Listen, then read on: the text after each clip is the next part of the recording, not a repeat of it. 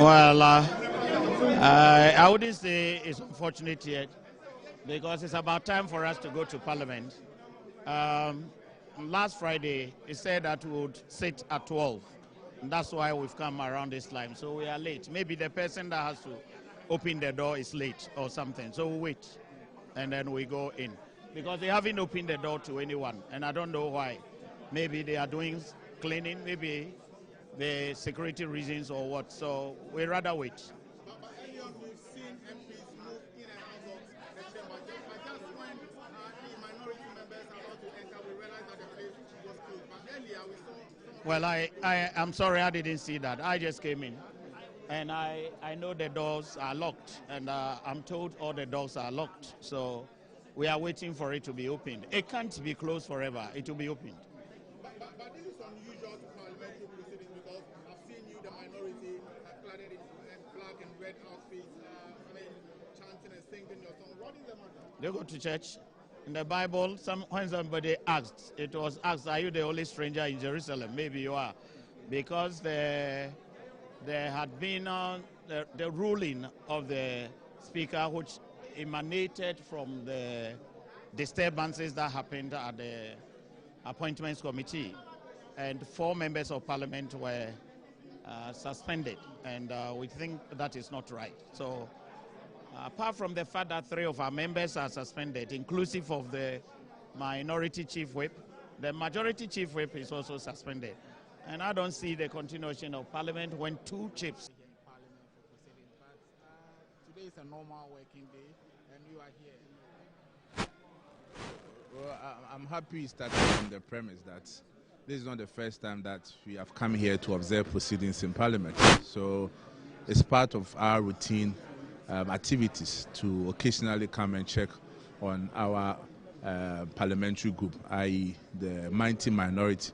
And today is one of them. And though, as we can see, we are in morning cloth, and you may want to ask why are we in morning cloth. It's all because of the action of the Speaker of Parliament of taking an unconstitutional and illegal activity.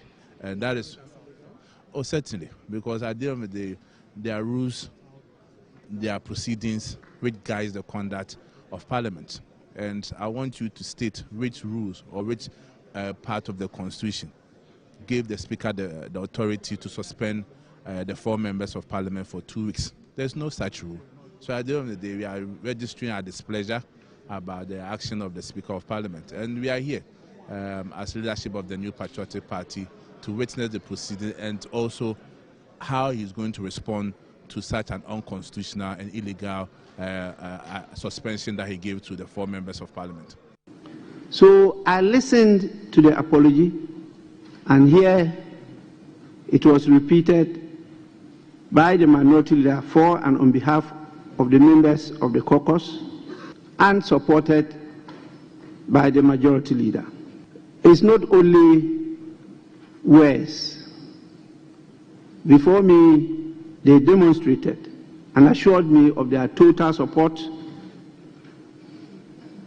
to me and the deputy speakers to ensure that we have an efficient and an effective functioning parliament in Ghana. So I am satisfied with not just the statement but also their conduct. And I will proceed to lift the suspension, often referred to as a house of might and majesty. Might, because it's the combination of the sovereignty of all the people in the country. Majesty, because the king or queen is part of the house. And therefore, there can be no power higher than that of Parliament. And the person who represents Parliament is the Speaker. And so I sit here and I exercise your powers, and I create an environment for you to be able to perform your function. And I go according to the rules.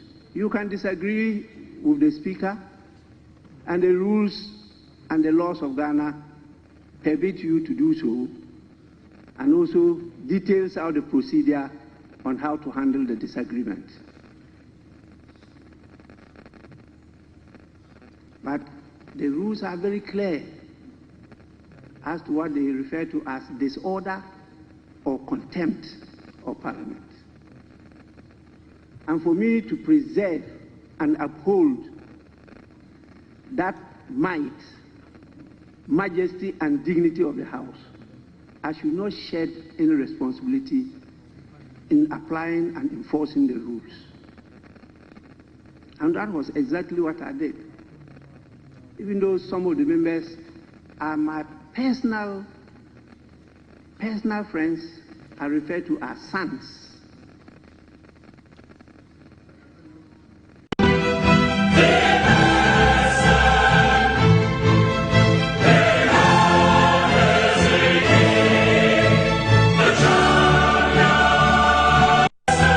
And let me, without equivocation, state that we will proceed with the same abstinence. We abstain from his decision. It is solely a majority's call. All the sins of Ablakwa are upon their head. Get me water. I need water. Mr. Speaker, this one, I need proper water. This is not a dry washing, just some small water.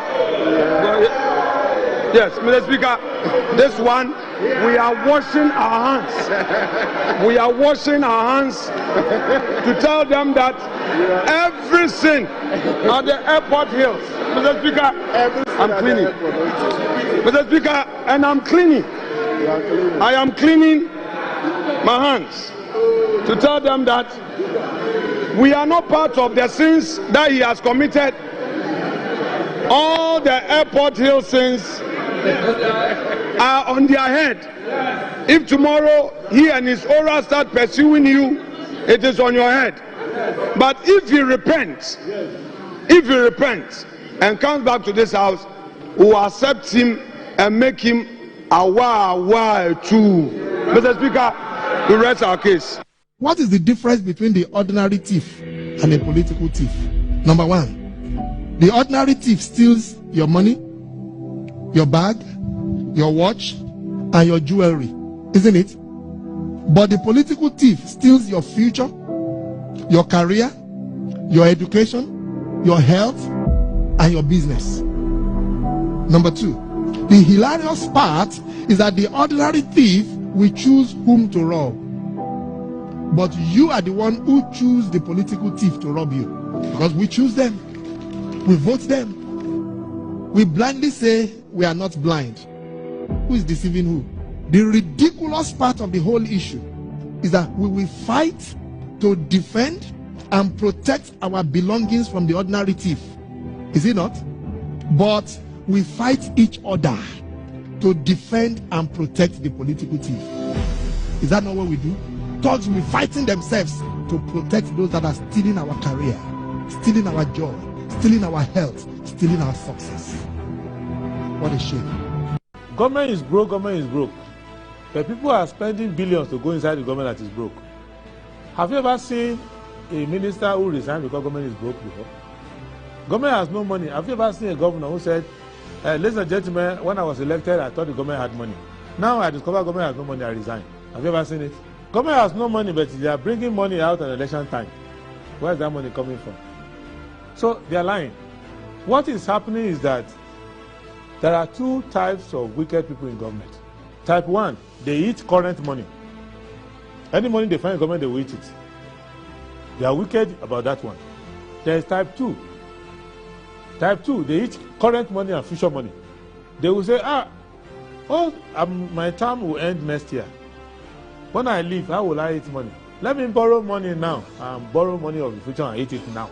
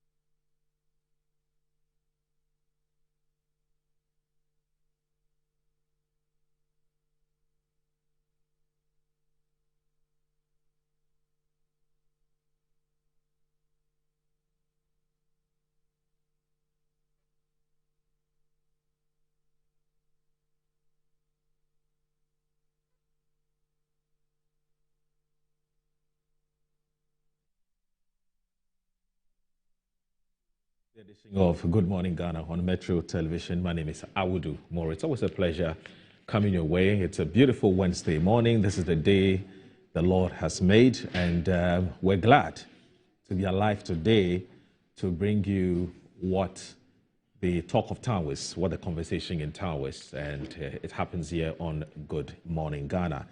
It's dispassionate, it's unbiased, and it's about Ghana.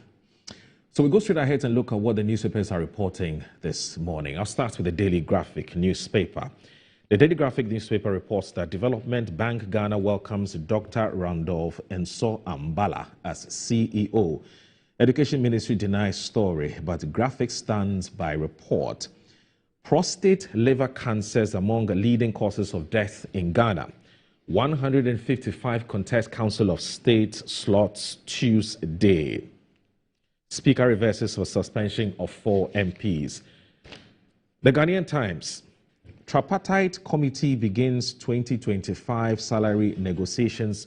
Government urges partners to work expeditiously. Government reviews gold for oil policy to promote transparency. Energy Minister. And Speaker lifts suspension on 4 MPs. Presbyterian Church eulogizes J.B. Dankwa. The New Crusading Guide. KNUST develops solar technologies to decarbonize institutional cooking. There's GSE, which is Ghana Stock Exchange, banishes worldwide securities over breaches. Mahama set to scrap teacher and nursing training allowances again. Nuhu Nkrumah Dauda tipped for Ghana Gas CEO. Others root for him to go to Sankofa Mines. 32 Zongo coordinators. It's just the word is not Zongo. It's Zango. Zango. Let me correct it. Zango. So 32 anyway. Zango coordinators endorsed Mohammed Ibrahim for DCE. Retraction and apology to Tanko Kwamega. The Insight newspaper. NDC USA chapter congratulates Moses Klu Mensah on his appointment as Deputy CEO of Ghana Exim Bank. Accra's darkness at night will soon be a thing of the past, Minister assures. Free SHS, Kwesi Kwarteng exposes Akufo-Addo, insists beneficiaries were 3.5 million, not 5.7 million. Edwardji in Sawam, citizens demand apology from MFA Hardcastle over harsh comments against MP. Iran warns any attack on its nuclear facilities will lead to regional war. The Herald newspaper. Mahama government under pressure to sack Minerals Commission CEO as civil society and media coalition renew calls for tougher action against Galamsey. Homes, hospitals, schools in Ho denied water by Ghana Water Company Limited. Regional Minister pledges urgent relief, but Lieutenant General Notkwenu goes home on Friday. New Works and Housing Minister promises to reform sector. Chairman Wuntumi runs to UK after engineering MPP's defeat. And there's Oda MP Akwesi Akwa lied about Dapemakpo's testicles squeezing incident. The Daily Statesman. Withdrawal of charges against political affiliates sending wrong signals. Tanko Kwamega sets record straight on false legal claims. Presbychurch eulogizes J.B. Dankwa. Speaker rescinds suspension of MPs. Mahama to replace trainee teacher allowances. The Ghanaian Publisher. Ablakwa's hypocrisy contradictions exposed. Mahama to scrap teacher nursing trainee allowance. Afenyo marking queries Bank of Ghana governance premature office assumption. Court sets aside illegal arrest warrant against Karen Babasam. 60 years on, Presbychurch eulogizes J.B. Dankwa. The Accra Times. Chaos in Parliament. Speaker strikes. 16 CSO support action, but minority cries foul.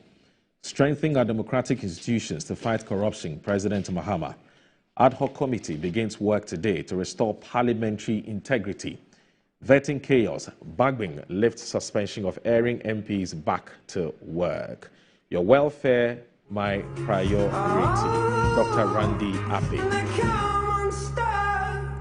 And then the custodian. Mahama to cancel teacher training allowance again. Tame your wild dogs. Afenyo marking to Ayariga. And then a Black West lavish lifestyle under scrutiny. Bagbing lifts suspension of 4 MPs. Daily Post. Graphic lied.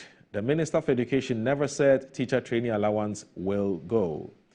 And then there's, we must collaborate to raid Accra of filth. After to launch transit scheme on Abidjan-Lagos corridor. Teacher trainee allowance to go. Government pledges enhanced student loan scheme. Education Minister hints.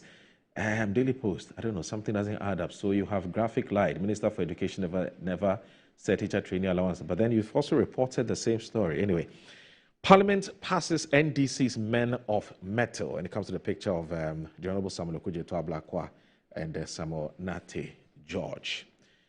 Economic Times. Ghana earns record high $5 billion trade surplus in 2024. Islamic Finance. Experts proposal to the Mahama administration to bridge funding gaps. And there's Dr. Johnson Esiama nominated as new Bank of Ghana governor. And that's with the Economy Times. Now, the Daily Searchlight. By heart dictator Bagbing lifts suspension of 4 MPs. There's wetlands are disappearing 3 times faster than Forestry Commission.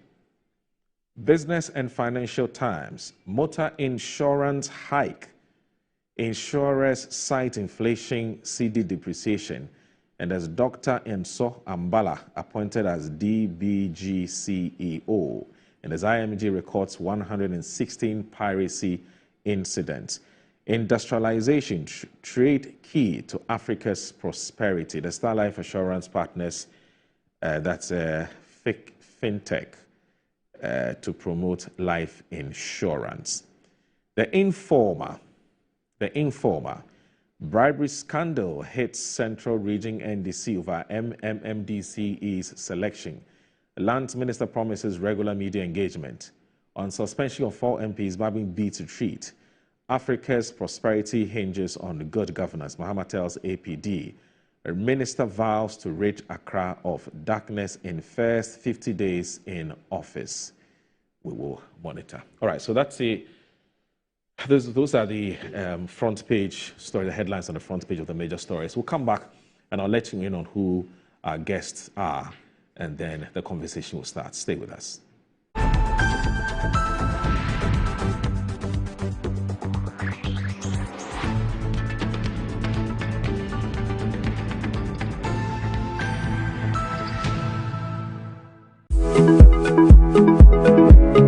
Sometimes the unexpected happens and the hero falls down in his own story. But he needs not stay down for long.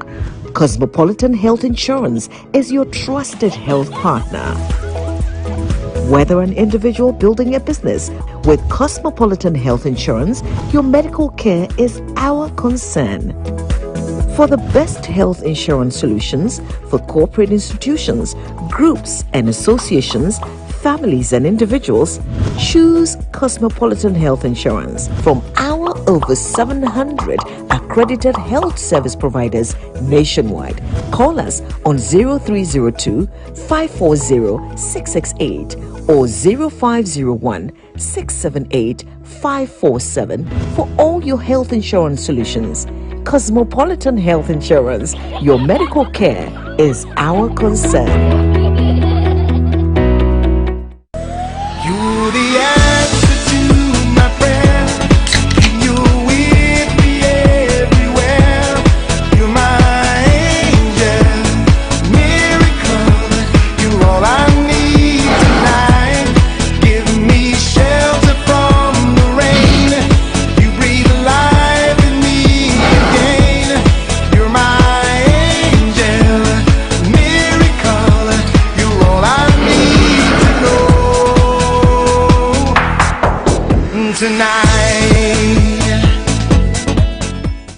Attention all farmers, are you ready to take your crops to the next level?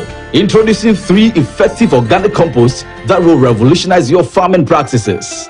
ACAP, KCAP and IRECOP brings to you the ultimate solution for your fertilizer needs. Introducing the ACAP Grade A, KCAP Equiafua Jinkwa and the IRECOP with cocoa blends, palm blend and mulch. These are made from locally sourced municipal solid waste, and these are the perfect choice for sustainable farming. Join the organic revolution today. Boost your crop yield, improve soil health, and support sustainable farming practices. Choose ACAP, KCAP, and IRECOP organic compost for a greener and bountiful harvest. For your purchase and more information, call the numbers on your screen. Our products are endorsed by COCOBOD, Planting for Food and Jobs, and the Ministry of Food and Agriculture.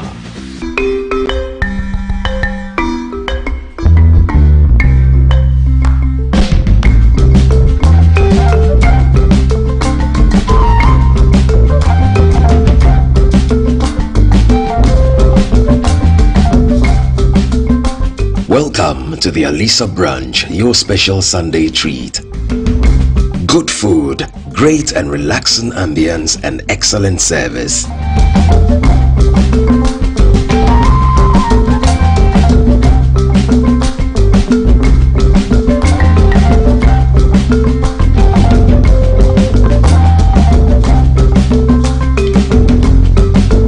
Come to your second home every Sunday, the Alisa Sunday Brunch.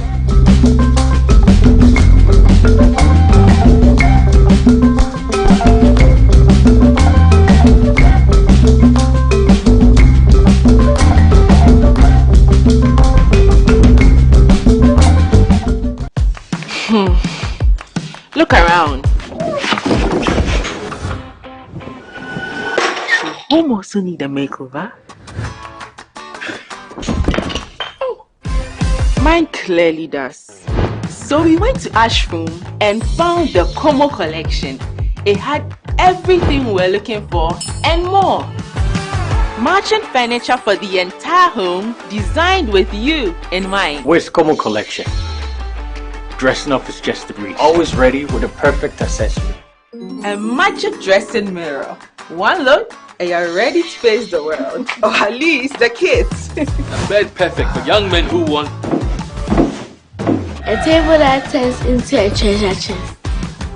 And finally, a sofa with this grand TV unit for family time at home. Head over to any Ashphone store now and discover the new Como collection. Ashphone, feel it, know it. So what about what the papa this is my secret. Give us pea capsules. Emma, I want to go from now on to me to my ding one pen. Give us pea capsules. Over do us, mama. Oh no, enemy lawyer. Ah, and to lawyer no na show bottom. Are you broke? Are you broke? They na pon me see ba bet sia mo a e ni die. Bosano. No. You get nefi waka wo. The friend give us cold capsules. Say yes is yare na wo so. Ko di wo ni pedwem wani na wo posa amaman entimi ma wunja wo nan yi. Unum give us cold capsules. Obey free. Lawyer. Give us cold capsules. And I give us pea capsules. Hey, and I give us free. Obey capsules. And men what if you do what you do ever. Give us core capsules. A pay for a batter one more menu for one and quadra if you do me nunca.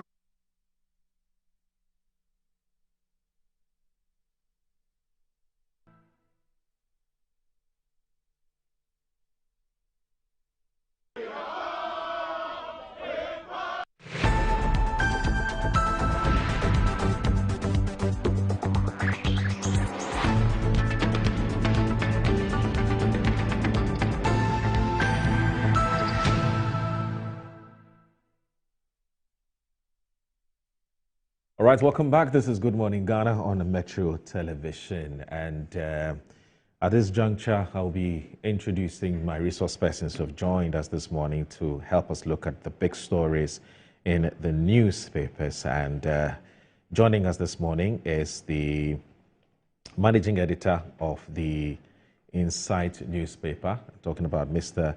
Kwesi Pratt Jr., who has joined us this morning. Uncle Z, good morning. It's good to have you join us this morning. And then also the man who I'm sure you haven't heard from in a while, after he successfully won his contest to become a member of Parliament for the people of Wale Wale. He hasn't been here in a while. He went AWOL, but he's back. I'm talking about Dr. Tia Abdul Kabiru Mahama, who is also a former technical advisor. I hope I got that correctly. At some point, he was a technical advisor to His Excellency Dr. Mahmoud Bawumia, who was the presidential candidate of the New Patriotic Party. So I'll be seeking to get him to set the record straight as to exactly whether he's still a technical advisor to the former vice president and also the presidential candidate of the New Patriotic Party. Doc. Assalamu alaikum. Alaikum salam. It's good to see you. Yeah, good to be back. How are you? It's been a long while. I think you dog are small, oh. Don't be me dog you. With the pressure. What crime did you commit? With the pressure where you turn me away. You know, the pressure sack you small. Yeah, and the heat. I've not actually been around since the court ruling on the election petition that was sent by my predecessor. Okay. And after the ruling, we had a virtual 2 months to campaign and to win the seat. So I had to permanently relocate to Wale Wale. Yeah. First and foremost, ensure that we secure the seat. And once we secure the seat, I can now come back to town for us to have discussion. So that was basically the reason. When I came we started the parliamentary business also. I've now had the opportunity of going to several places. There's a few of your sister stations that I have been to. So, like before the elections, I was a regular feature, maybe almost every week, but once a month. But now that I've been assigned a different role, it's come with different responsibility, and I'm just trying to do that, trying to catch up with the work of Parliament, learn the rules of the House, try to participate in the work the leadership so designed and so assigned to me. So that has kept me busy. Okay. But that's it. I mean, once duty calls, there's the need for us to come and help in the discussion and to explain certain things to the understanding of the Ghanaian people. I think it is only well and good we take advantage of that and do. Right. That also said, I served as the technical economic advisor and later assist director of economic analysis to the former vice president. Of course, that position was conterminous with the tenure of the government. Right. So what it essentially means is that once the government was changed, or the good people had changed the government, it means that I was equally changed. So that is it. Former is a bad description. Right. But of course, the vice president constituency is Wale Wale. Right. And can be described as his chief errand boy. Right. In this regard. So I'm still working for him and we'll still be working together. Yeah. There's a man who knows you very well. He's called Alhaji Nasona. Okay. He says I should say hello. Alhaji Nasona, he's from Wale Wale. Yes. Yeah,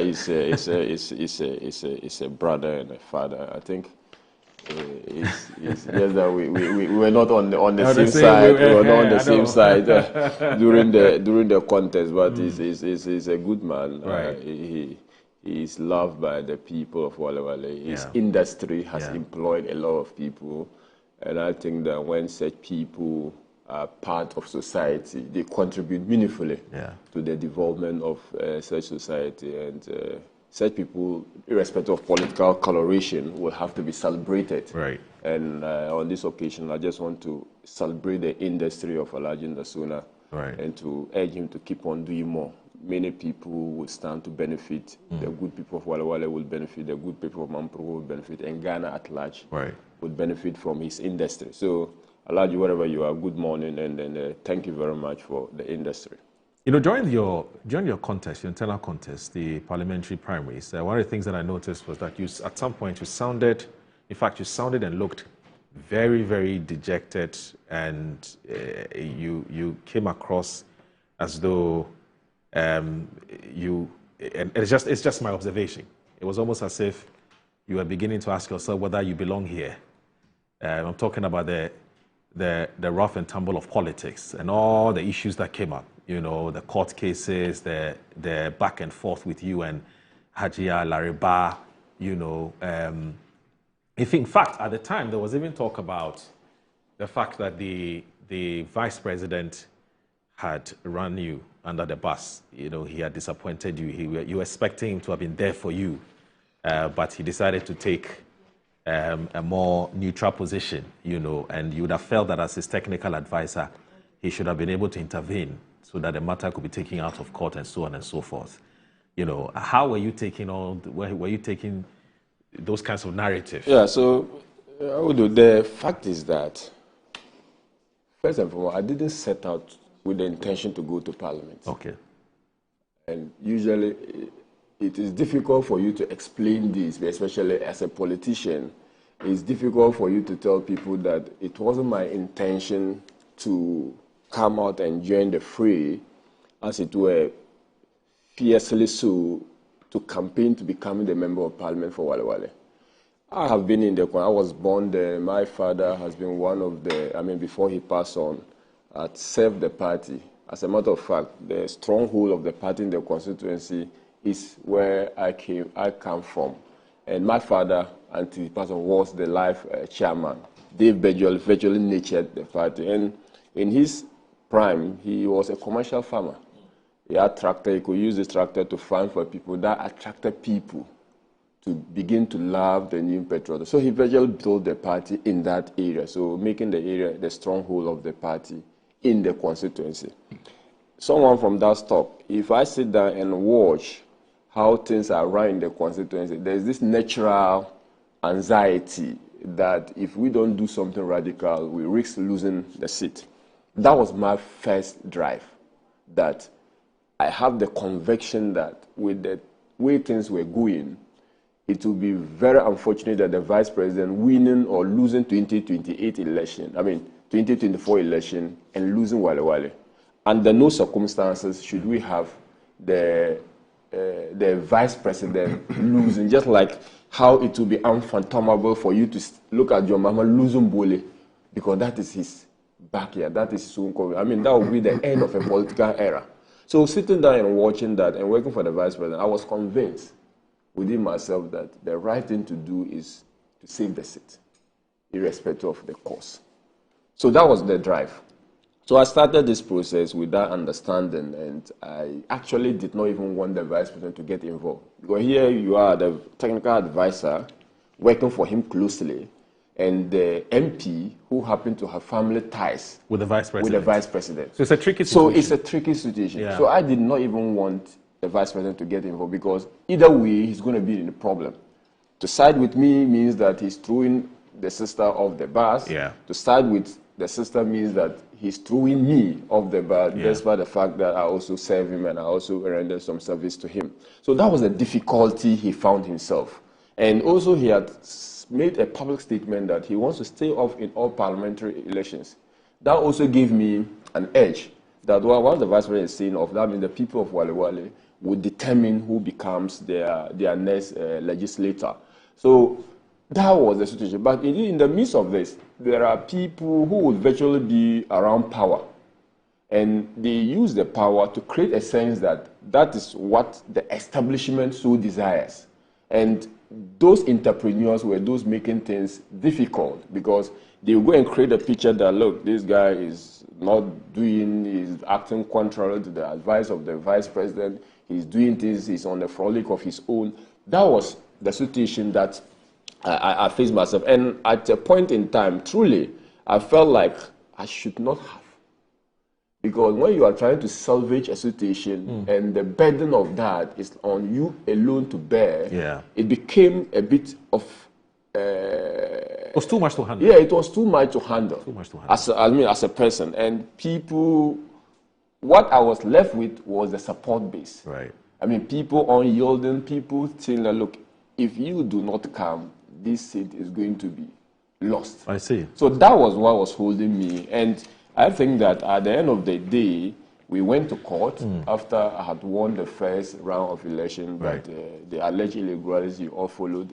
The court unfortunately ruled that we should rerun the elections. Yeah. I was disappointed in the ruling, and still up to today, I still have the belief that the ruling was not proportionate to the weight of the evidence. Right. I still, at any time, would say that the judge had not conducted the case well. Okay. And that belief is still there. But that said, we were able to go through the second round, another problem. Yeah. But NEC decided that, look, after all said and done, the MP had withdrawn, throwing the towel. Right. And I was the only candidate left, so I was made to lead the party. And the rest, they say, is history. So, congratulations. Thank you very much. In fact, when you speak to the NDC Northeast, they were very hopeful that they would snatch the seat because they were counting on the apparent disunity within your ranks to win it, but you won it. And so I think congratulations. I did not just win it again. I won it by a margin no candidate has ever won. That's why we're congratulating. So the NDC must be more disappointed than us. Right. So you have now started to work as a member of parliament, and I'm sure you've been observing the back and forth, the drama that has unfolded in parliament since you have been there. Now, there was some chaos that led to the suspension of some 4 MPs, and there's some new development as far as that is concerned. So, page 13 of the Daily Graphic newspaper says, Speaker reverses suspension of 4 MPs. Drama reigns in parliament. So, Nana Kunedu Ajimai in Parliament is reporting that the Speaker of Parliament, Alban Sumana Kingsford Bagbin, yesterday lifted a suspension of 4 members of Parliament after a drama-filled day of protests, lockouts from the chamber, uncompromising debate, and perhaps compelled negotiations. The Speaker stated that the reversal of the suspension took immediate effect and that all of the majority Chief Whip and MP for South Dai, Roxanne Nelson Dapalmakwo, the minority chief whip and the MP for Insawam Adwejiri, Frank Anodompre, the MP for Gusheu, Al Hassan Suleiman Tampoli, and the MP for Wejagba Jerry Ahmed Shaibu could return to the precincts of the House immediately. The four suffered the fate after they were considered to have been involved in disorderly conduct that amounted to contempt of Parliament during the vetting of ministerial nominees last Thursday and Friday. And even in the atmosphere of reconciliation and magnanimity, it looked unclear whether the Minister of Foreign Affairs designate Samuel Okujeto-Ablakwa and the Minister of Communication designate Sam George would receive approval from the minority. The minority caucus had raised issues with the pair during the debate of the report of the Appointments Committee on the vetted nominees, with all but the two approved by consensus. Mr. Gbagbo revoked the suspension of the four after listening to appeals by the minority leader, Alexander Afenyo-Marking, as supported by the majority leader, Mahama Yariga, and said the two leaders had assured him of their total support to him and the deputy speakers to ensure that we have an efficient and effective functioning parliament in Ghana. So I'm satisfied with not just the statement, but also their conduct, and I will proceed to lift the suspension of the four members of parliament that I considered were involved in disorderly conduct, which amounted to contempt. He ever told the House that a special 7-member committee he had constituted following the chaos at Appointments Committee vetting would continue with its investigations and submit its reports. The House will have the opportunity to take a position, since that is a procedure outlined by our rules, practice, convention, and customs of the House. Obviously, first of all, what do you make of this? I mean, first of all, when you heard about the suspension of the 4 MPs and the counter-reaction that greeted it by the minority, who felt that procedurally the speaker was wrong. The speaker did not stand on any sound legal footing. There was no sound legal basis for the decision that he took. And so he needed to take a second look at that decision. But if you listen to the reason that the speaker is giving, it has nothing to do with law. It's more to do with his satisfaction of the support, unalloyed support that the two leaders of the House have given him. That's why he's decided to lift or to suspend the suspension of the 4 MPs. What do you make of this, Uncle? Well, first of all, what happened in Parliament was repugnant in the extreme. I mean, listen, what happened in Parliament actually breached even boxing and wrestling rules.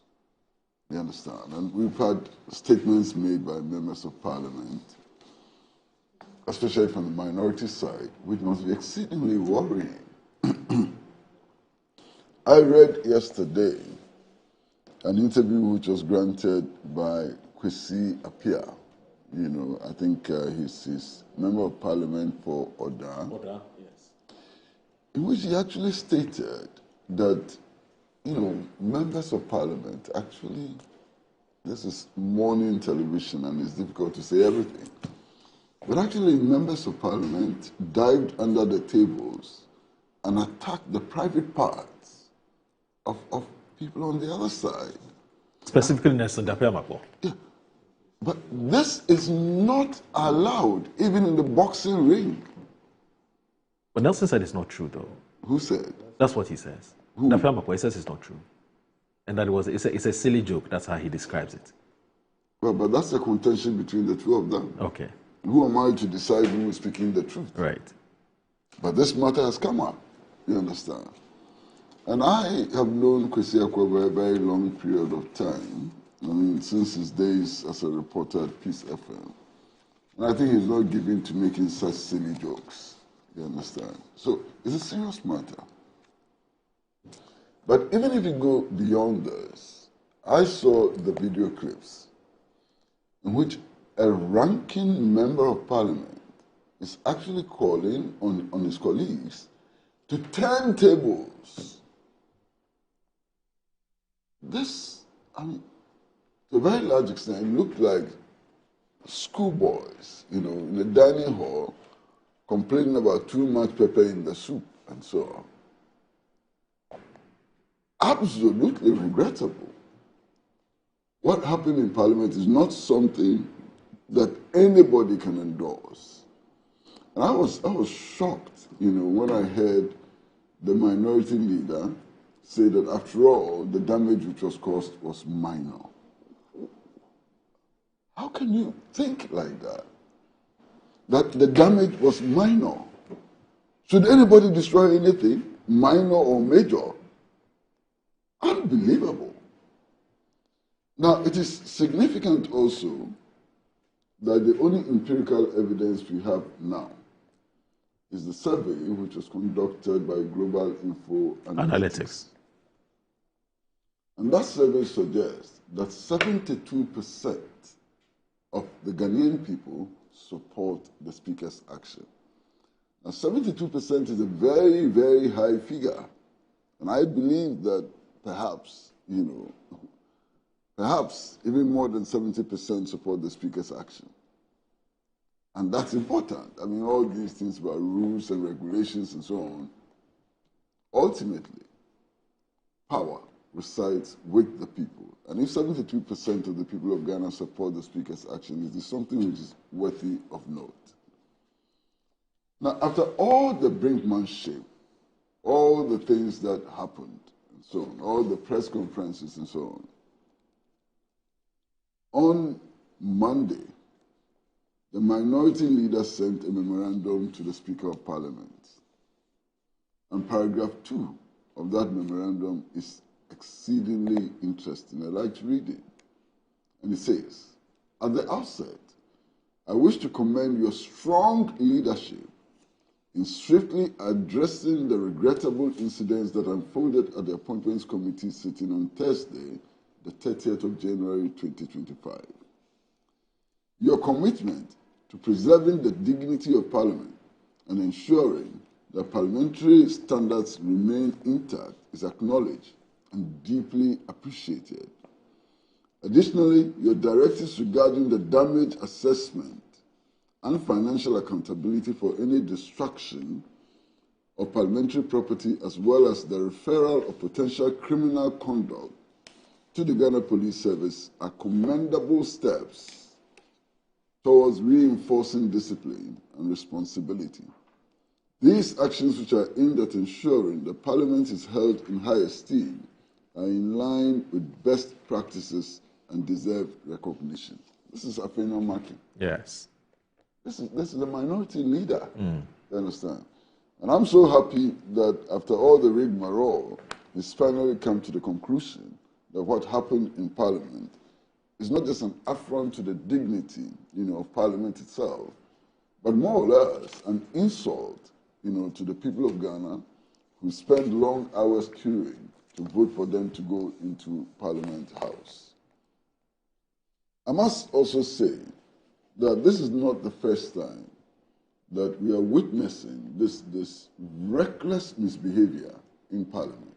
We've seen it before, we've seen many times, I remember one incident in which a member of Parliament actually slapped the face of another member of Parliament.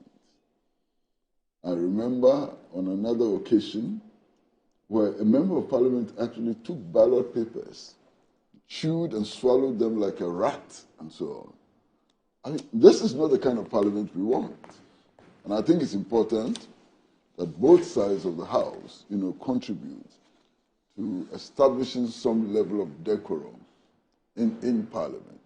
And there's supposed to be a place where laws are made. You understand?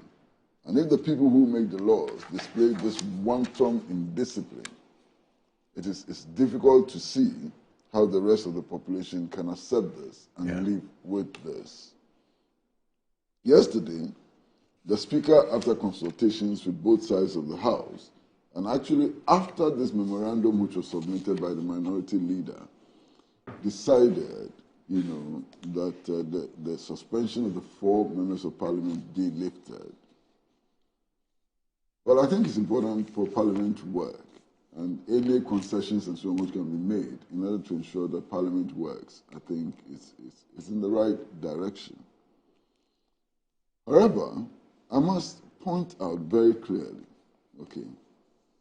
that deliberate attempts to disrupt parliamentary work does not sit well with democratic practice. Ultimately, decisions are going to be made in Parliament. by voting, ultimately. And if at any time that part of Parliament realize that they are not going to carry the vote, they resort to secondary school indiscipline tactics and so on, then we cannot have Parliament functioning, correctly in the broader interest of all of us as Ghanaian people. I wish that these matters would be resolved nicely. And one of the issues which needs to be resolved very quickly is who pays for the damaged property, minor or major. And I think I can say with certainty that the people of Ghana expect the irresponsible parliamentarians who actually destroyed public property to pay for them. The Speaker has already directed that should happen anyway. He's done that as part of the consequential orders that he gave after the incident. Yeah. So these are my submissions. Right, but I'll just speak your thoughts briefly on this before I go to Dr. Tiakabiru Mahama. I've also heard some people who say that perhaps the Speaker should have exercised a bit more restraint, especially when he attacks the Emmanuel Bedra Committee to look into the matter, to investigate and find out exactly what the cause of the matter is so that the blame can be apportioned appropriately. So you cannot in one breath be setting up a committee to look into the matter because you want to unravel exactly what happened. But in another breath, you're asking some people to go home and stay at home for 2 weeks. Something doesn't add up, and that it should have been either or. You either suspending people and not be interested in investigating because the footages are clear. You know exactly what happened. You watch the video. You know who is responsible for what. I don't know where you stand on this, whether those who are making that argument are making some sense, or you think that what the Speaker did, even if it didn't have any sound legal basis, was right. I mean, putting the law aside, I mean, commonsensically, whether you thought it was a good thing to do. My brother, I've had the privilege of working in the civil service and also working in the public service. The practice of suspending persons before investigations commence is normal in the public service and the civil service. An allegation is made against you, and that's why you have the principle of interdiction. What is interdiction? And so on. So you are suspended, the investigation is carried out.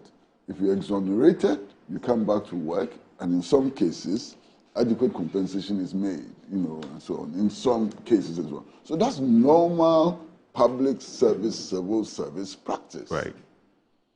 And even in government, there have been numerous occasions where people have been taken out of their jobs because they're being investigated. So many, numerous. When it comes to even criminal investigations, there are moments when the investigating authorities actually decide, to take persons out of their privileged positions because it is assumed that if they continue to be at post, they may influence the course of the investigations as well. So these are normal practices. Right. Normal practices which are applicable everywhere. I don't see this hula baloo over nothing. Well, I mean, the same memorandum that you're talking about, there's a portion of it, and I was actually looking for it because I was reading it yesterday, where the minority leader himself, who's also the ranking member of the Appointment and the Confirmation Committee, raises, of course, procedural issues and actually cites a portion of the standing orders that clearly spells out what the Speaker is supposed to do when there's such a problem or such a problem arises, and that he didn't follow that, and that's why he said procedurally the Speaker erred. But I don't want to bore you with the legalities and so on. I'm going to pick Dr. Kabiru's. I think we can discuss. We can discuss. Right, that's fine. That's fine. We can discuss everything. Because I wanted that portion is actually contained in that memorandum where he cites it. He gives more than 3 different. So he said the standing orders of Parliament provide clear and unambiguous procedures for disciplining members. And he cites orders 33, 129, and 130 specifically. And he states, and it talks about what you're supposed to do. You have it. And that's his interpretation. Okay. There are others who disagree. And I think that must be made clear. It must be made clear that the minority leader is not the Supreme Court. And You know, the minority leader certainly is not God. You understand? So this is his interpretation, and others are entitled to disagree with that interpretation. For me, unless you underestimate, you know, the gravity of what happened on that night, respect for Parliament had ebbed to the lowest possible level. The population was angered, and so something needed to be done immediately in order to assuage, you know, the feelings of people and so on. And that is repeated in the very second paragraph of the very memo referred to by the minority leader himself. You understand? So here is the Speaker of Parliament confronted with this situation, and he has to act. You understand? In order to restore some measure of respect for the institution of Parliament. And that's what he did. Okay. Now, those decisions were reversed based on discussions which apparently had taken place between the minority and the majority, and perhaps involving the Speaker. So they have been reversed. I mean, what's the point? You understand? Look, I don't want a situation in which we all contribute to taking actions which undermine the credibility and respect of Parliament. Because if you do that, you undermine the very democratic system that we are operating. Yeah, because Parliament is not democracy. Parliament is at the base of the democracy, yeah. So if you undermine Parliament, what is left? If you undermine Parliament, what is left? Yeah. And I think that we ought to be exceedingly careful. Okay. There's something which is very interesting, and you refer to statements which were made by the minority leader. Yes. The first statement which was made by the minority leader, referring to these processes and laws and standing order and so on, did not even mention the member of Parliament of the majority side who had also been suspended. He spoke about 3. Yes. How is that possible? Look, you decided to don black yesterday in Parliament.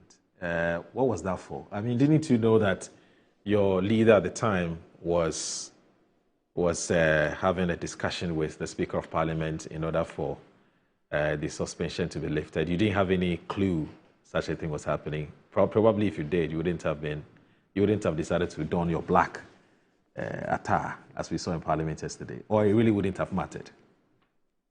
Yeah, so let me join the multitude.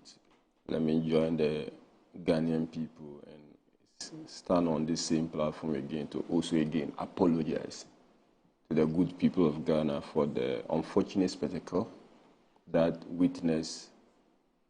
they witnessed on Thursday evening or night. It was unfortunate. Honorable members of Parliament mustn't be seen in that dishonorable manner. We should not be setting bad example for people, young people, to, as it were, learn from those bad examples. And we all join unanimously in condemning that act, and that it could have been avoided if we had exercised a bit of restraint. That said, we need to correct some few misrepresentation of what had happened. And I'm just happy that some people allege that my senior brother and friend, Roxanne Echet, the Fiamako, had his balls squeezed. He had denied that. The author or the person that story is attributed to has also denied that. Oh, because he said he didn't say that. I was even the first person. When I saw it, I sent it to our platform, AXA. Okay, whether he said that, look, this have been misinterpreted. What I said was totally different from what I have been What did he say he said? He says that, look, under the circumstances, people moving from chairs, anyone could have been attacked. People going under chairs, and I mean, it was a general statement. And someone just linked it to the fact that, I mean, Bizdidin and then Raleigh saga, where it's reported that Bizdidin had reported that his boss was excused by former President Rawlings. Yeah. But I mean, that is not true. I mean, the incident has also made people, without restraint, use certain invectives on members of Parliament. I mean, like I just said, my uncle Uncle Pratt calling, like schoolboys and all those sort of. And we have invited this upon ourselves, but much as we invite. Doc, please. I'm not saying that what happened there looked like schoolboys because balls were squeezed. Right. No, I agree. I agree. I get it. The conduct we are seeing now on the screen. Yeah. So I get that. Portrays the people involved, members of parliament. I agree. Like little schoolboys in a dining hall. Yes. Fighting. So what I'm saying is that the conduct. Please.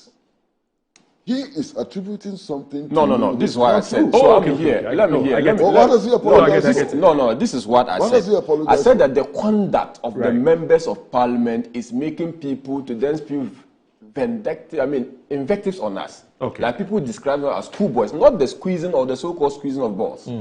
So I'm making it clear that the conduct has given people the opportunity to at least say certain things. I describe it in a manner they wouldn't have. Or they shouldn't have. Okay. That's the point I'm making. I'm not relating it to any of these. Because it wasn't an attack. It wasn't an attack. It wasn't an attack. It wasn't an attack. It's like they blamed themselves for giving the public. You misunderstood. I'm not saying that it's an attack. Okay. I'm saying that something is being attributed to me, which I haven't said. Okay. And I have a right to do that. And that wasn't what actually I said. So I've just clarified so that please go ahead. So that is it.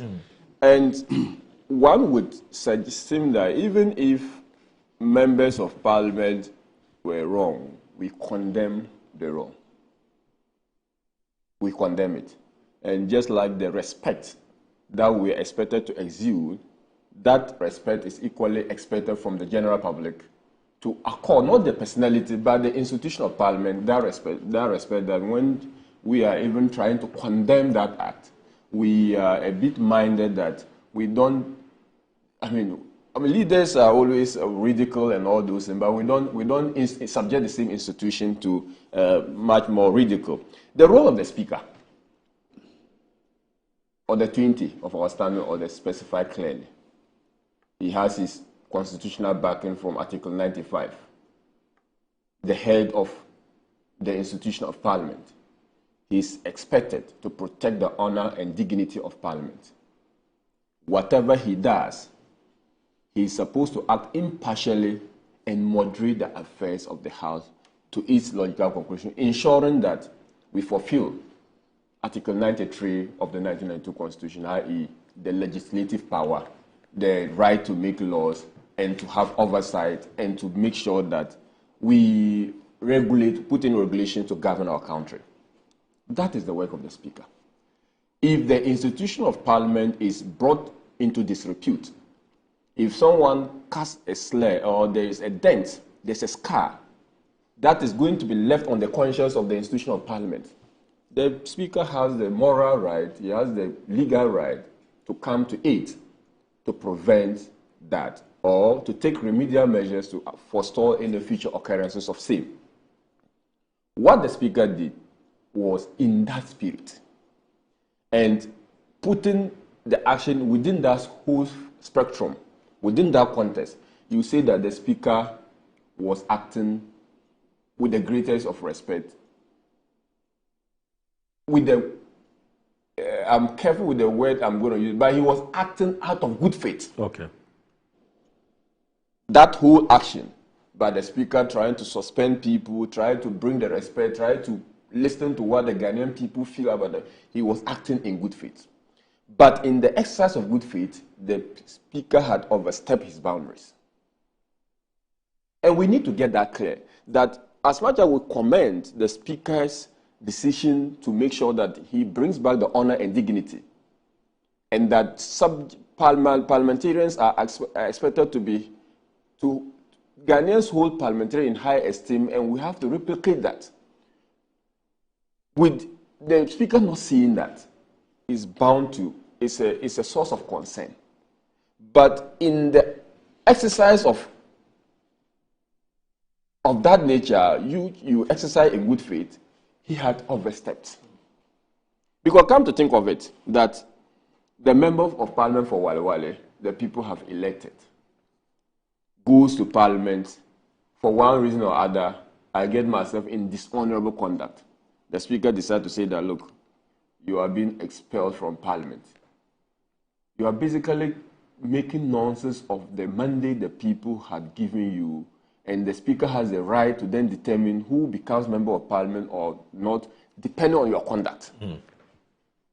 Because a member can be expelled from the House based on our standing order, but there are processes.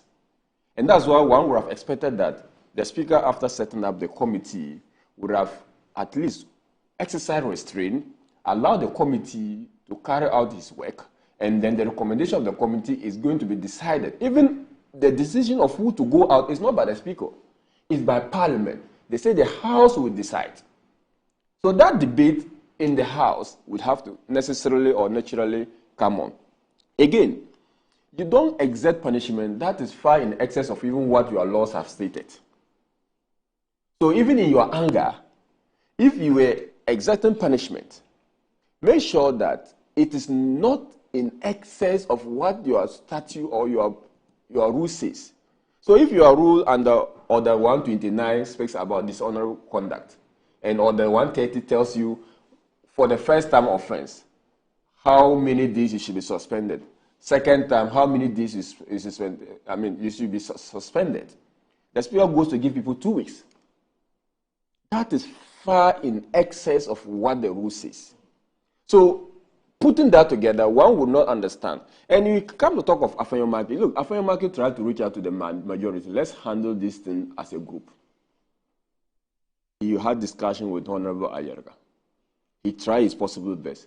But he's not the spokesperson for the majority. So when you see Afenyomarkin speaking about the minority members who were involved, it is not because he thinks that the rise of Roxanne Daffy-Amakpo, need not be pursued. His rise were equally important, but he cannot speak for a man who has not given you the power of attorney to speak for him. So that's the only reason why you don't see in the statement talking about the firm. But probably they were okay with the sanction. Okay. The minority members of Parliament weren't okay with the sanction. So his statement was not to the fact that he was concerned only about the minority, but he had made he has extended the olive branch to them. But they were not ready to join in that crusade, probably because, they feel like what was done was proper. So I think that at the end of the day, the leadership engaged, and I'll come back to why we're clerk in black. The leadership engaged. They met up with the Speaker. The Speaker said, well, this is what I think my understanding of this I needed to do. Minority leader made it clear that, yes, what you have also done is in excess of the powers you so have. We can have our disagreement, but Parliament has a way of dealing with its own issues. First and foremost, the members involved will have to show remorse because that act was unintended. The members expressed their remorse, which was conveyed by the leader to Mr. Speaker. The Speaker. The Speaker had to also give us something, and that was why he lifted the suspension of the members. And you found something he said on the floor, which was rather unfortunate, that everyone is remorseful. If there's anyone who is not remorseful here, get up. You see, that comment, I'm sure it was on a lighter note. If he meant it, it's unfortunate because, look, I did not do anything. I did not join in I was not even there. How do you expect me to say that, but that fact that some people have committed an act which is wrong, which you are punishing them, I should take the responsibility and be remorseful for it? And if I'm not remorseful for the punishment, as if the punishment was directed at all the whole membership of the minority. The punishment was not directed to the whole membership of the minority. It was in respect of some 4 people. To extend it, to say that whosoever is not remorseful, rise up. It's a threat. And whilst an institution is governed by laws, you don't expect that the Speaker would be, he's our father. He has been there. He's seen it all. We are just burdened. We are trying to form our teeth in the institution called Parliament. He's been there. But when some of these things are done it as if the institution of Parliament is not governed by rules anymore. It's governed by strong men. And that is the only point of concern in this whole issue about the mediation and the outcome of that particular mediation. Look, deliberate disruption of parliamentary business shouldn't be allowed. But deliberate perpetuation of impunity by populous majority because they think so much that the Ghanaian people have given them that mandate should not also be tolerated. Because, as I said, oversight across all jurisdictions is done, especially so when we have a hybrid democracy, where the legislative arm of government found themselves serving in the executive. Oversight will have to be done by the minority. And when you sleep, the Ghanaian people will not blame the majority members. In fact, cool heads and people with nationalistic or patriotic perspective will blame everyone. But people would blame the minority for allowing things go the way they go because they feel like you have to have an eagle eye, you have to be on the alert, you have to at all times be, your promptness level should be top-notch, right? So when we push and the majority feel like they can railroad their way through this process, the only way is for us to say, well, Ghanaian people, you give the country to the NDC. Whatever happens to the country, you so decided. So we are watching, folding our hands, and looking at them to do their work. That will also mean that impunity will be enhanced, illegality will continue, people will deliberately abuse the power, the mandate, the overwhelming mandate that people have given to them, and make the lives of Ghanaians miserable. And we have the responsibility of protecting, and the Speaker has the responsibility of protecting the minority members to do this.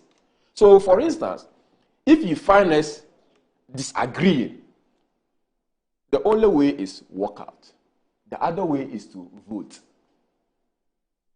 We all know that if you are going to vote on any matter, with the polarized nature of our democracy, with the bipolar, if you like, stance we have, there's no way the MPP minority or the minority so-called would carry the day in any business of the House. So what we can do is to run to the Supreme Court all the time. And you know what this means? The Supreme Court will now be doing the work of Parliament. The court will now be doing the work of, because every single matter will have to go and place an injunction, or we have to go for interpretation. That will stall the business of the House, and that will mean that Parliament is now being undertaken by the court, and court is now determining why, because we feel that the only way our rights and the rights of Ghanaian people could be protected is to go to the court. But I mean, Dr. Kabiru, I mean, you felt very strongly about the stance that was taken by the Speaker of Parliament. In fact, you saying that his stance is not in line with established parliamentary practice over the years. You've also talked about the fact that it lacks procedural legitimacy.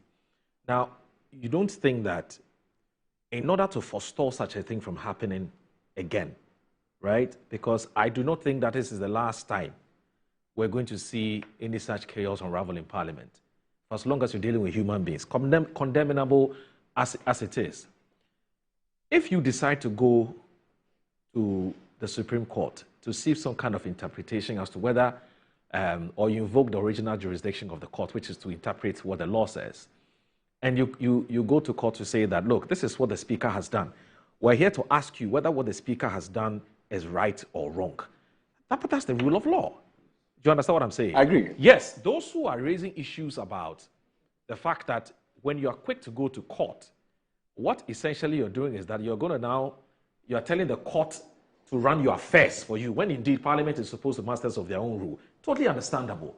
But when you find yourself in the situation, because I was just about to ask you, even before you made that comment, that when the Speaker decided to suspend the 4 MPs, what options were available to you? You know, because the first thing you did was you organized a presser and told the whole world that, look, what the Speaker had done was wrong, you were not happy.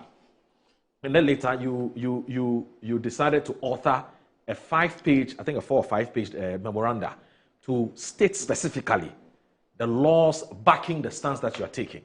So I wanted to ask you that beyond that, assuming the Speaker had not decided to suspend the 4 MPs, what were the options that were going to be available to you? In as much as you are not somebody who was very excited about the idea of going to court. Yeah, so first we clerk in black and red because that was our first show of disapproval of the action of the speaker. Right. And counting on the mediation that was happening between the leadership and the speaker to bear the right fruit so that we can all enjoy that fruit of that negotiation or mediation. That was done, and we had the results. Or a consensus was arrived, or we had a consensus by the speaker and then the minority. Yeah. If that had failed, we would have triggered the option you stated. Okay. If that had failed, because, you see, these are members of parliament involved. We would have triggered it, and that essentially would have been the route or the way, the pathway to ensuring that the right thing is done. But you don't want 1 month into our 9th parliament, you start on the note that you are already in call with your speaker. It's not a good thing to do. Even if you have to make compromises, you have to make that. So we don't have to put ourselves in a situation where we would have to have the speaker going to court to defend an action. The members of parliament will have to be in court to defend their suit and all those sort of things. So I think that we should not hope for the day. I've stated this elsewhere and I'll state it here. The work of the minority would come at a great discomfort to the majority. That was what happened in 2007. I mean, 2009, it happened. It happened in 2013. It happened in 2017. It happened in 2021 onwards. And it's happening in 2025. It's going to happen. But in that discomfort, my uncle has not even advertised. In the midst of deliberation, a member of parliament will be suggesting that because we are being stubborn and they should cross to their side and come and beat us. The MP for Ashama, he had to be called to order by the majority leader. In the midst of, that was the 8th parliament. I don't want to talk about the 8th parliament. I have to talk about the 9th parliament because that is the parliament I am a member of. Okay, so when those things happen, and I'm making a point, and someone from the other side thinks that because of our numbers, they can just say anything and that they can cross over and beat us, this will degenerate. This will lead to something that the Ghanaian people will not know the cause. They only see people throwing hands at each other. Yeah. So sometimes we have to be much more tolerant. The majority will have to understand that, look, by the calling, by the fact that we are in government, people will raise issues with, even if it's a needle in the haystack, they'll raise it. Okay? Make sure that you tolerate that dissent. Make sure that you advance your reason. Make sure that you don't railroad people because you think that, look at what happened when we left the veteran. They railroaded almost every single appointee. And it's not for nothing that the Constitution says that there must be prior approval of the members of parliament. And the prior approval, and I remember in the case of J.H. Mensah versus the Attorney General. Yes. Justice Atkins said that it's not a term of art. Of course, whatever Parliament does is not cast on stone. However, the process demands that certain things would have been unearthed. And how you do it is not rocket science. It's not something that there's a strict jacket approach to doing that. So I would ask them to tolerate a bit more. Except that when you got to the Greater Accra minister, the regional minister, you decided to demonstrate your own understanding of what prior approval was. You didn't even ask a question. It was a great compromise the minority leader made, which some members of his caucus even have problem with him up to today, because he was asked to make that compromise because some people in government and in the majority had approached him. Okay. We'll talk about that after the break. Uncle Sip, I'll come back to you. I beg you. I need to take a break quickly. Just a minute. I beg you. Just a minute. We'll take a short break. When we come back, Uncle Sip has some comment to make on this matter, and then we can move on to some other issues. This is Good Morning Ghana. Stay with us.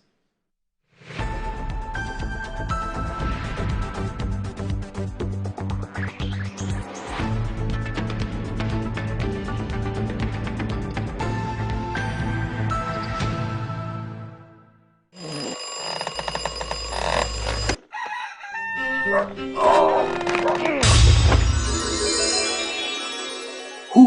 are you? Who are you? Charlie, I'll be you from the future. Who doesn't sleep on that slice of bready poor mattress anymore? Don't some slippers then follow me. It is part of the mattress we did the front there. Yeah? That'll be the mattress where the dead for me. Wait, what are you doing?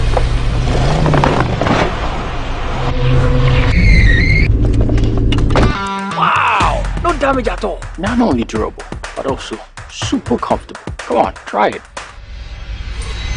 Nothing day like Ash Foam. Enjoy full body support and unparalleled comfort for a restful sleep. Don't forget your keys.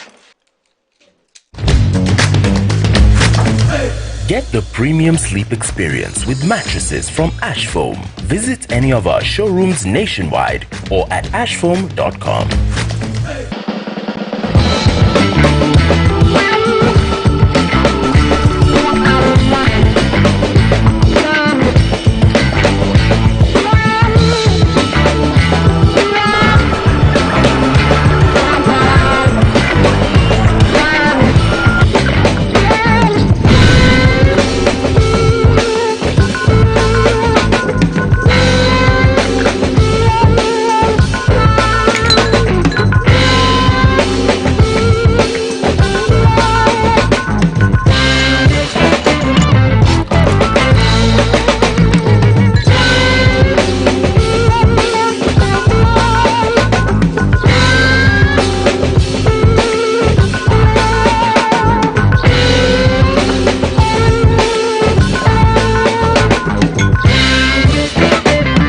Great music.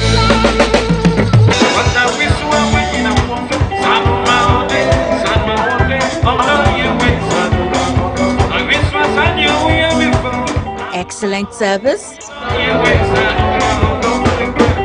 Great company. And meats galore. The Alisa Friday Barbecue. It's fun on Fridays at Alisa.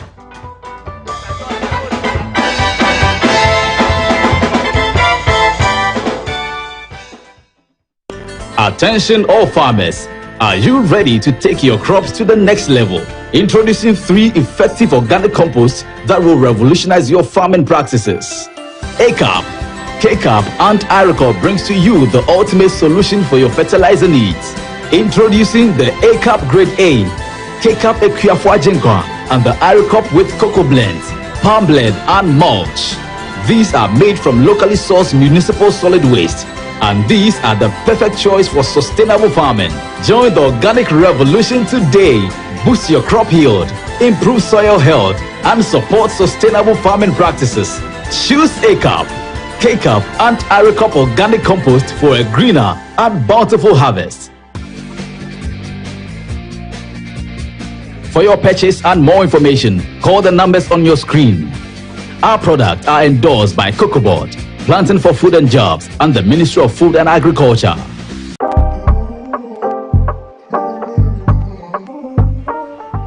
This is Coastal Park, a well-demarcated gated community carved out to host your residential and commercial properties. With a minimum of 40,000 Ghana cedis, you too can own a piece of this serene site.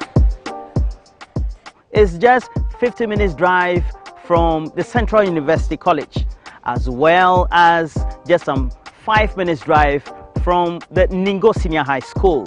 More so, just in case you live somewhere in Adam and you want to take that excursion to many of those areas along the Volta estuary, this is the right property for you to invest in. Great news from Estate Masters Limited. We're running a 10% discount promo on all sites to celebrate our 10th year anniversary. Join in the celebration by becoming an Estate Master. Enjoy benefits such as free site visits throughout the duration, free indenture, and free site plan. Contact us for more information. Remember, T's and C's apply. Estate Masters Limited, your most preferred estate partner.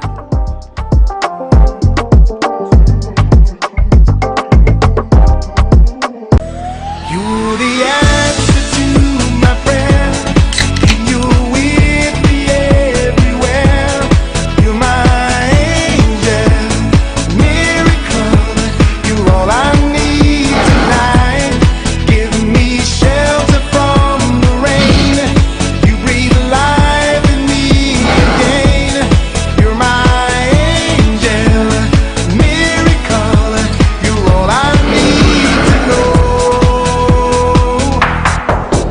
tonight.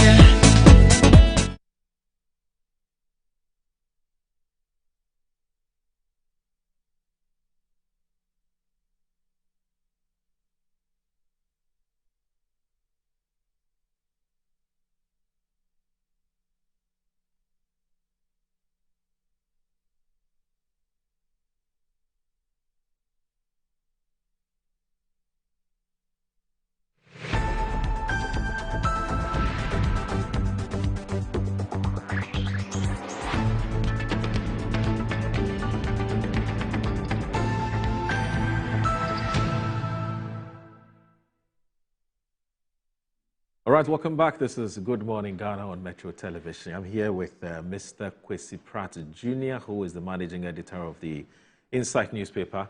I'm also here with Dr. Kabiru Tia, Dr. Tia Kabiru Mahama, who is the MP for Wale Wale, and also former technical advisor to the former president, for the former vice president, Dr. Alhaji Mahmoud Bawumia. We were having a discussion about the suspension of 4 MPs and the lifting of same, or the reversal of same, and the matters arising. Okay, so there was something you wanted to say briefly before we move on to our next issue. The point. Okay. That Parliament and the judiciary are two separate institutions with very distinct functions. And that any attempt to use the judiciary to determine the conduct of affairs in Parliament would amount to seriously undermining the very principle of separation of powers. And that we need to be mindful of the fact that these two institutions have separate responsibilities. That's one. Two, I think it's important for the minority to begin to understand that the minority cannot, in our current circumstances, become the standard bearers of anything in Parliament. Why? The people of Ghana gave you 87 seats in a 276-seat Parliament. If they wanted you to be standard bearers of anything, they wouldn't have given you 87 seats. And that should be understood very clearly. Now, this is not to say that the minority has no role to play in Parliament. It has a role to play in Parliament. It has a responsibility to hold government accountable and so on. But ultimately, in any democracy, in any democratic order, with 87 seats, you cannot become... Because I think it's 86, isn't it? Well... 86. There's a Blake-Manoff. It's actually 88. Really? 88, 87, 86, whatever it is, in a 276-seat house, you cannot become the standard bearers of anything. And I think that point should sink. I think that it will be in the interest of the state, the interest of the minority itself, the interest of all of us, under these circumstances to begin to negotiate our positions in Parliament, to begin to persuade. You understand? Rather than to become belligerent and to begin to behave as if, the people of Ghana have clothed anybody with the power to become a standard bearer of rules and whatever in Parliament. It is not the case. Okay. All right. But on that, I think you have a reaction? Yeah, I think that each 88 members of Parliament extent, they are the standard bearers of their respective constituencies. And if whatever you are doing is not in tandem with what I am the standard bearer of, I have reason to question, and I will insist, even at the risk of losing, that becomes the standard bearer, because that is what the people have elected me to do. That said, the 1996 Parliament, they had how many people? 61 people, members of Parliament. They make sure that their voices were heard. They did the most. They actually ensured that the wrongs of the government were correct. In the next election, they won power. But that's not to suggest that the 1996 Parliament is the same Parliament in 2024 or 2005 to 2025. But I'm just saying that the fact that by this statement, Uncle Kwesi is reducing the minority to a mere observers. No, maybe you didn't understand it. No, I understood that. I understood that well. I understood that well. No, because when I listen to your reaction, I get the impression that you probably didn't understand where he was coming from. I got the sense, and clearly so from his statement, that the only way the minority should survive is negotiate. Then the minority is not there because they want to negotiate for their self. We are there to protect the interests of the Ghanaian people. So we have no business to do. Yes.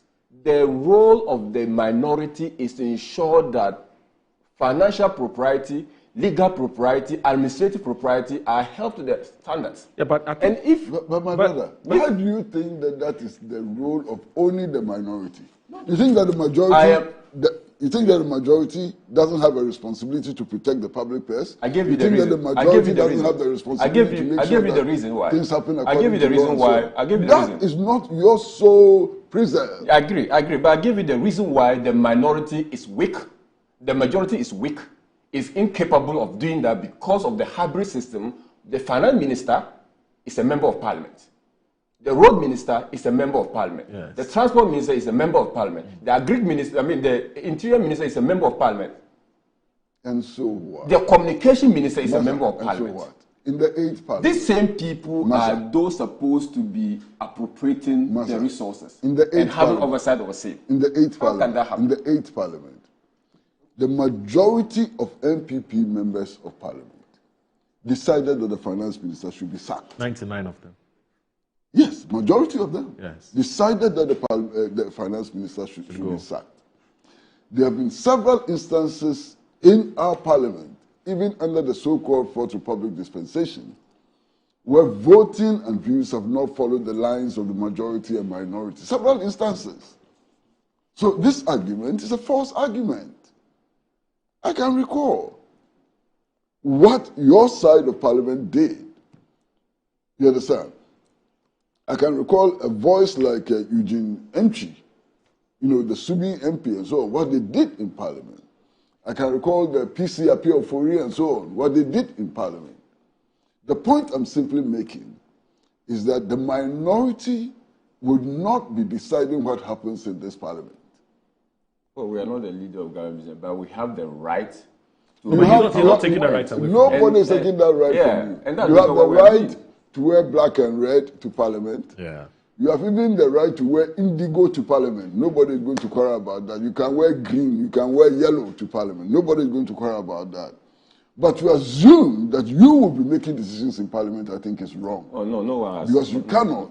And the people of Ghana do not expect you to be making decisions in parliament. That's the point I'm making. But the people of Ghana expect the suggestions, the contributions, the options of the minority to be listened to. Okay. That is sometimes what we just ask for. The speaker himself. Just listen to the minority. The speaker himself, just yesterday when he was giving his own, rendition of what had happened in Parliament and going forward what he wanted to do, he said, look, even though the majority has an overwhelming number, he would protect the rights of the minority. So I don't think that he is. Master, let's take these vetting processes that went on in Parliament. Yes. Who dominated? Was it the majority? Let's be honest. Yeah. Okay. Why? One person from the majority can allot to himself 1 hour of questioning. No. That is a complete misrepresentation. No member of parliament can allot himself unlimited questions or a number of questions. The rules of the appointment committee, according to our standing order 217, makes it clear. In fact, they have even altered the standard, the procedures, where it is only the ranker, in this case, the minority leader, who can ask unlimited number of questions. Oh, no, but he said one person can decide. It's a complete misrepresentation. He said one person can decide to allot himself. Yes. Complete misrepresentation. Okay, so the impression he creates is that even though he doesn't have the right. No, it's a complete. Let us know that we are dealing with. I can deal with this. Okay. I don't need you as my lawyer. That's fine. I can deal with it. He said that one person has decided to allot to himself unlimited questions. Okay. And I'm saying that it's a misrepresentation of the fact. Okay. If we say that, which is not new, because in the case of the previous parliament, 2 people in the minority side had unlimited questions. Okay. In this instance, it's only 1 person. Okay. No problem. And it is not he deciding to allot to himself. The rules has given him that. If the rule had made otherwise, he cannot even ask more than that. Okay. Master, so that's the point I'm making. No problem. The majority leader, you see 5 persons. No, it's not 5. He's 1 person. Yes.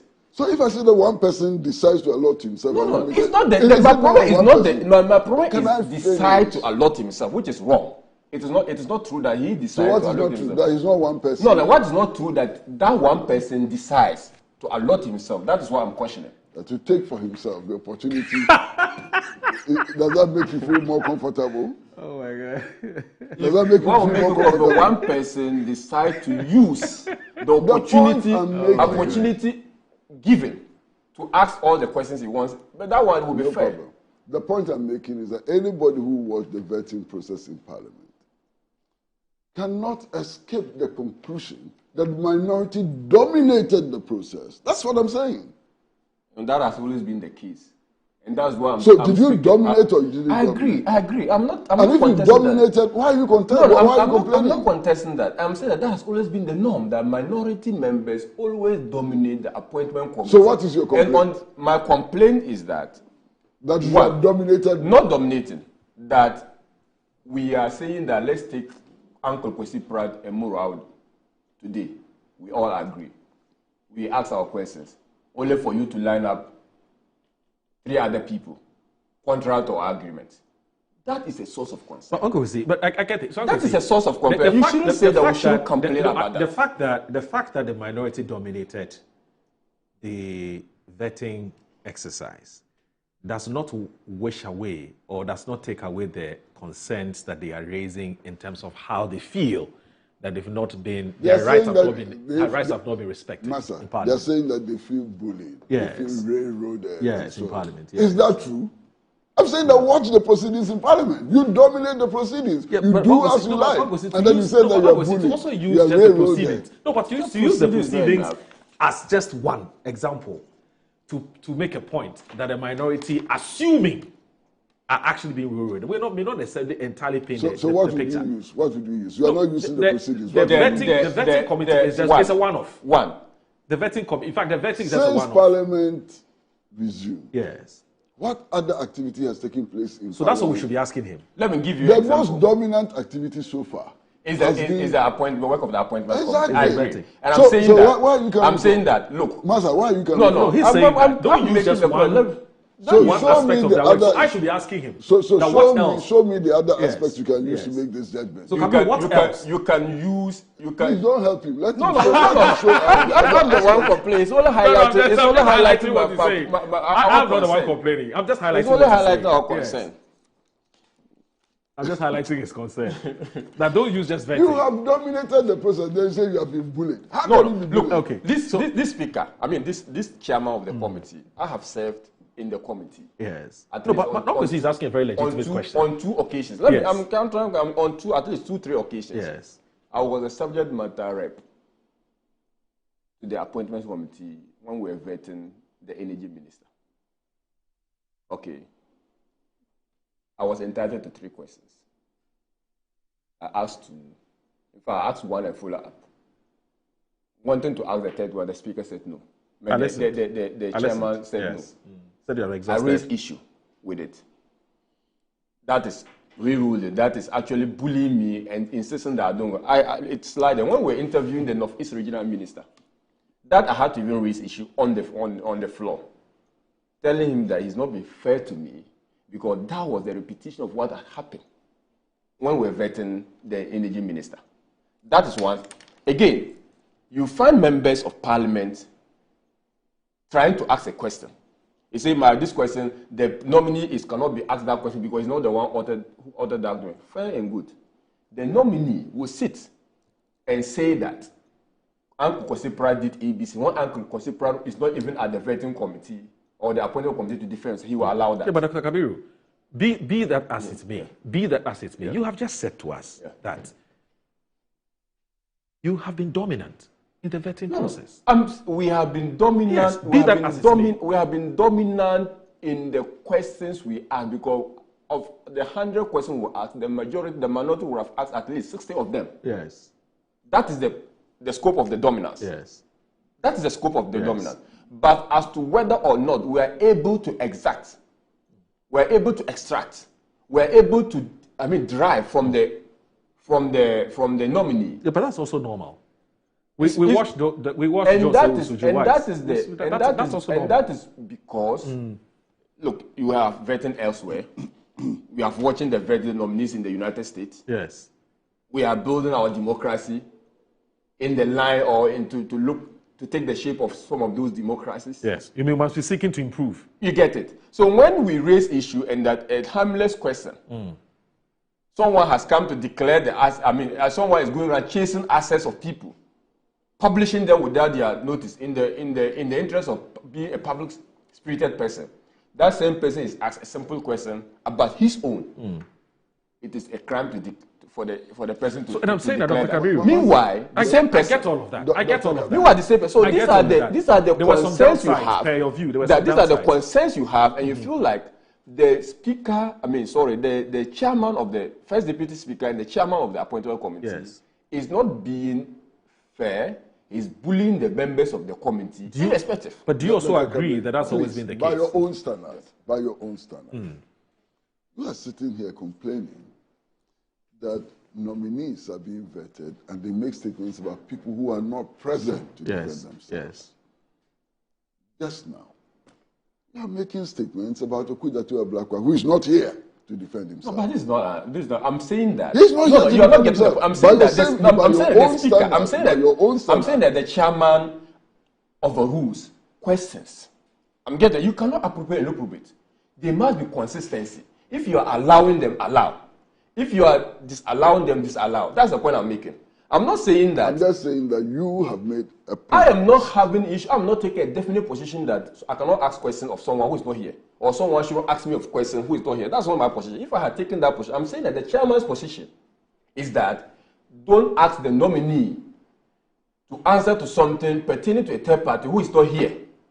No, you made the point. No, one nominee, which I can infer is Okudzato Ablakwa. Yes.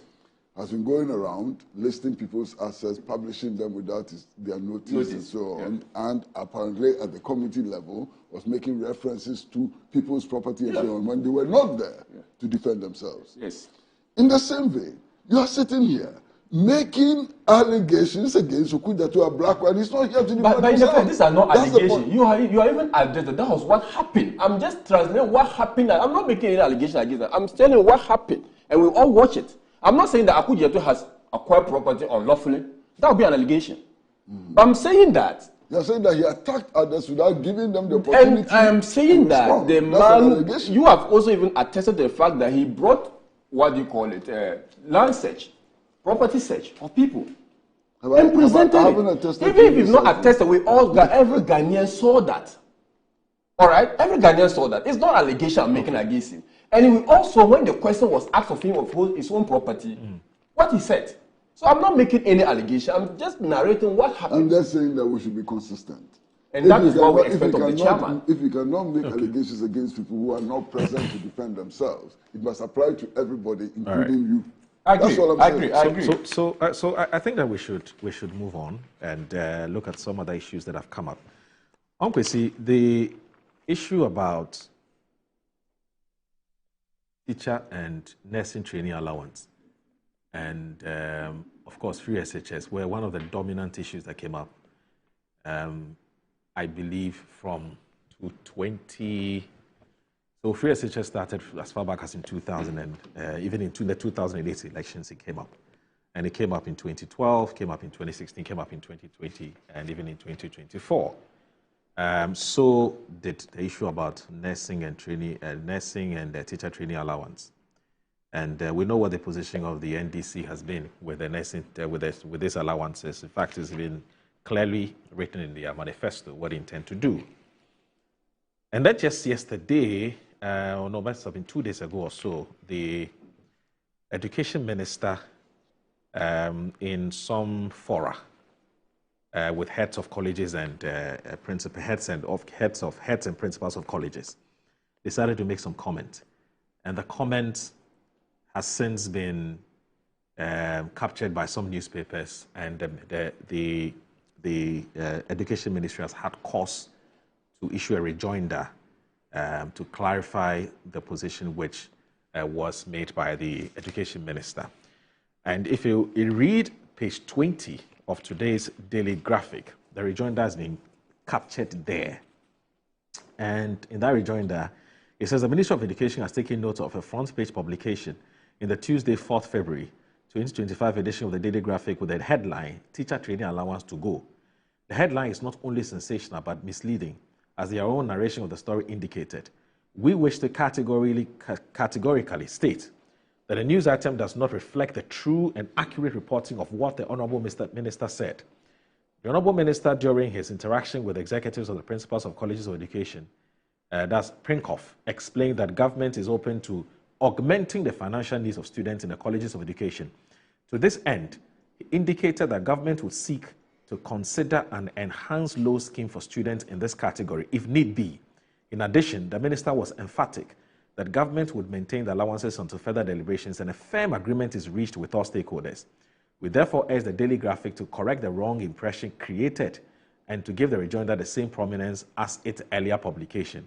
Media houses are encouraged to verify information with the ministry where they have doubts, so as not to cause unnecessary concerns among our cherished stakeholders. The Ministry of Education reiterates its commitment to policies that support teacher trainees and education delivery at large. We urge the public to disregard the misleading publication and rely on official communication from the Ministry for accurate information. Now, this is how the Daily Graphic captures it. Then you look at the there's one other newspaper. So if you look at so Mahama said to scrap teacher and nursing training allowance. The Crusading Guide reports it differently. I think they have captured exactly what the Daily Graphic reported. They said the John Mahama government has announced plans to cancel the payment of allowances to teacher trainees in the country, despite promising its manifesto to retain the allowance and ensure prompt payment. In its 2024 manifesto, the then opposition NDC pledged to alleviate the hardship faced by parents and students in public tertiary institutions by providing trainee allowances, student loans, and other diverse funding options for teacher and nursing trainees. However, just 1 month into office, it has announced plans to cancel the allowance, causing disbelief among trainees who had voted for the NDC on the basis of this promise.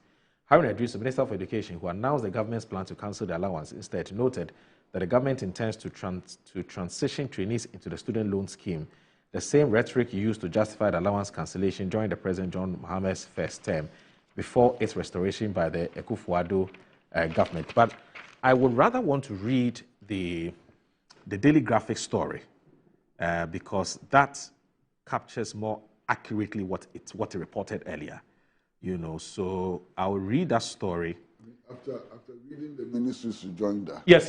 I'm going to go back to that story, which is inaccurate. Exactly, so that we can compare. No, we want to compare.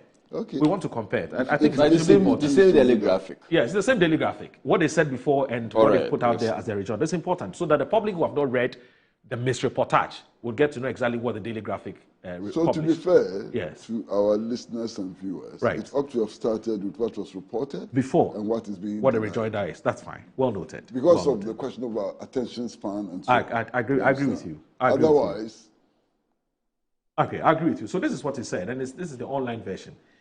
The Minister of Education, Harry Idris, has announced plans to transition teacher trainee allowances. This is Daily Graphic Online. To transition teacher training allowance into an enhanced students' loan scheme to allow students to cater for their own feeding and personal expenses. The minister explained that while the allowances would be maintained in the interim, the government intends to phase the allowance system out gradually. There is no way you should be feeding a student at the tertiary level. We can narrow feeding to basic and free senior high schools, but at the tertiary level, students should be able to take care of themselves. In the interim, we'll continue with the feeding allowances, but we will transition to an enhanced student loan scheme. The minister said this when he met Prinkoff. And so the student loan scheme would operate alongside the allowance system for a short period to give students the option to choose before the full transition took place. And this is how it headlines it. It says, teacher training allowance to go. Government pledges enhanced student loan scheme. That's how Daily Graphic Online decided to report it. I'm going to say, what do you make of these two reports? well, I mean, When I read the Daily Graphic story yesterday, I was totally confused. One, because if you took the headline, it spoke about teacher trainee allowance. Yes.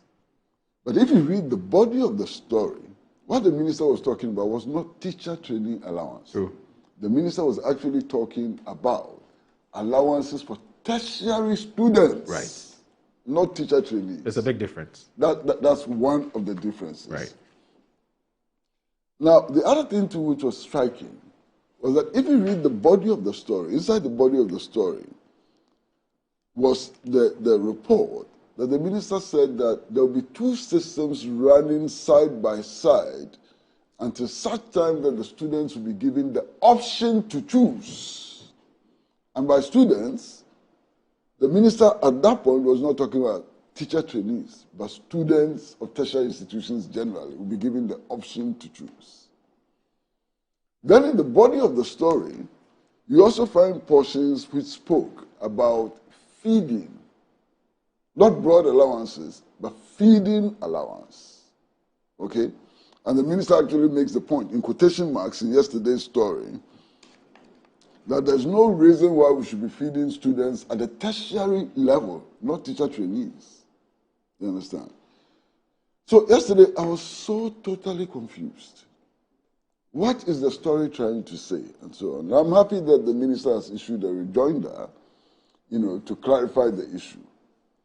Now, one of the things that I asked myself was that there's a friend of mine who was arguing that only teacher trainees and nursing trainees receive allowances, at the tertiary level. Yeah. And therefore, by implication, if the minister said that we're going to touch allowances at the tertiary level, it implied that he was talking about teacher trainees and nursing trainees. I said, okay, even if you say that is true, why were nurses eliminated from the story? Yeah. Why were nurses eliminated from the story? It doesn't make any sense to me. Now, you have to understand that teacher training institutions have all now become tertiary institutions. And under the tertiary system, students are not given allowances, they are given loans and so on. So if there's the need to rationalize, then all students in tertiary institutions ought to be treated the same. Whether they should all be given allowances or not given allowances is a matter to be determined. In much the same way that university lecturers and lecturers in the teacher training institutions which have become tertiary institutions are in a tiff as to how they should be treated and so on, it would also apply, to students and so on. I have a number of worries about the minister's posture. And one is that government has announced plans to set up some brainstorming sessions involving what they call stakeholders in education to determine the future. Why is the minister in a hurry to be making statements now about the future when valid question, when the brainstorming session has not taken place? Valid question. What is the value of the stakeholders meeting when the minister has already started making decisions and so on, So I'm worried about that aspect. The other thing that worries me about feeding is that look at our universities. I'm told that Legon has a population of about 40,000. Am I right? Yeah. About 40,000 students. Now, if there's no central feeding arrangement, and every student have to make their own arrangements for feeding, can you imagine the chaos? The chaos on the university campuses. And where you have cubicles taking 7 people and so on, and every student having to cook for himself or herself. I mean, just the chaos, even the risk of fire and so on. So that's also an important element, in that discussion that has not been addressed. The other important element is just health, the health of the students. So if you stop feeding students from central cafeterias and so on, and every student is given a loan to go and feed themselves, how do you supervise the arrangement? They are going to go under the trees and so on to buy food from vendors who may be sick, who may be carrying communicable diseases and so on. There's a health risk involved in that, and I think that is important that we look at it very carefully. Then there's one, which is the general principle of equity and equality. Okay? If he insists that all students must feed themselves and that they must take loans to feed themselves, there are some students who would not take the loans. Not because they are better students than those who will take the loans, but simply because they come from families which are more endowed than other families.